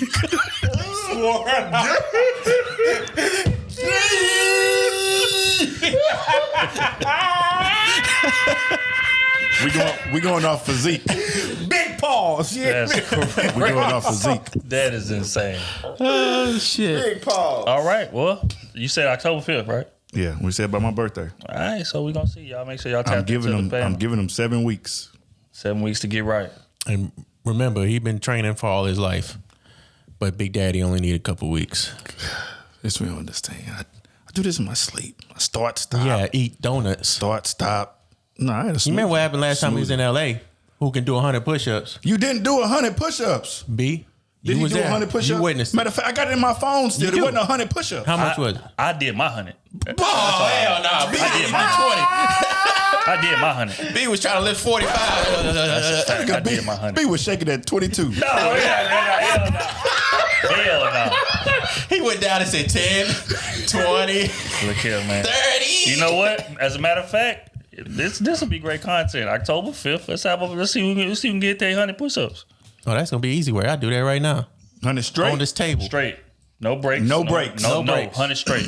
I do it for a living. How about let's see who can do the most in 60 seconds? Nah, he's trying to get I've done disclaimers. We ain't 160 doing seconds. Okay, now you're lying. 100 straight. I've Who done can do 160 seconds. I could bring in my old PT scores from the military. They show you. This is facts. All right. Well, bench press 225 15 times. I can do that too. What do you want? What do you want? I can do everything. I got videos with this bench press at 345. What else you want me to do, bro? Max out. Max out. How high can you go? 400 on the bench. One time. And if I don't hit it, he ain't even gonna try. See, y'all can do that. You already hit it. See, you can't even do it. You can't even do it. Ain't no point of me doing it. Niggas gonna always try to put themselves in that advantageous position. But yeah, man. Look here, man. We appreciate y'all tuning in, man. Salute to our Patreon. Salute to all our supporters, man. We appreciate y'all. Crusaders, man. Beatbox. We appreciate y'all for real. This is a beautiful partnership, man. And you know, we definitely plan on continuing this thing and growing this thing and you know, letting it blossom into something even more amazing. We appreciate all y'all. And I know we're gonna get up out of here, man, with a record off that new Game album. It's called No Man Falls. We appreciate y'all rocking with us, man.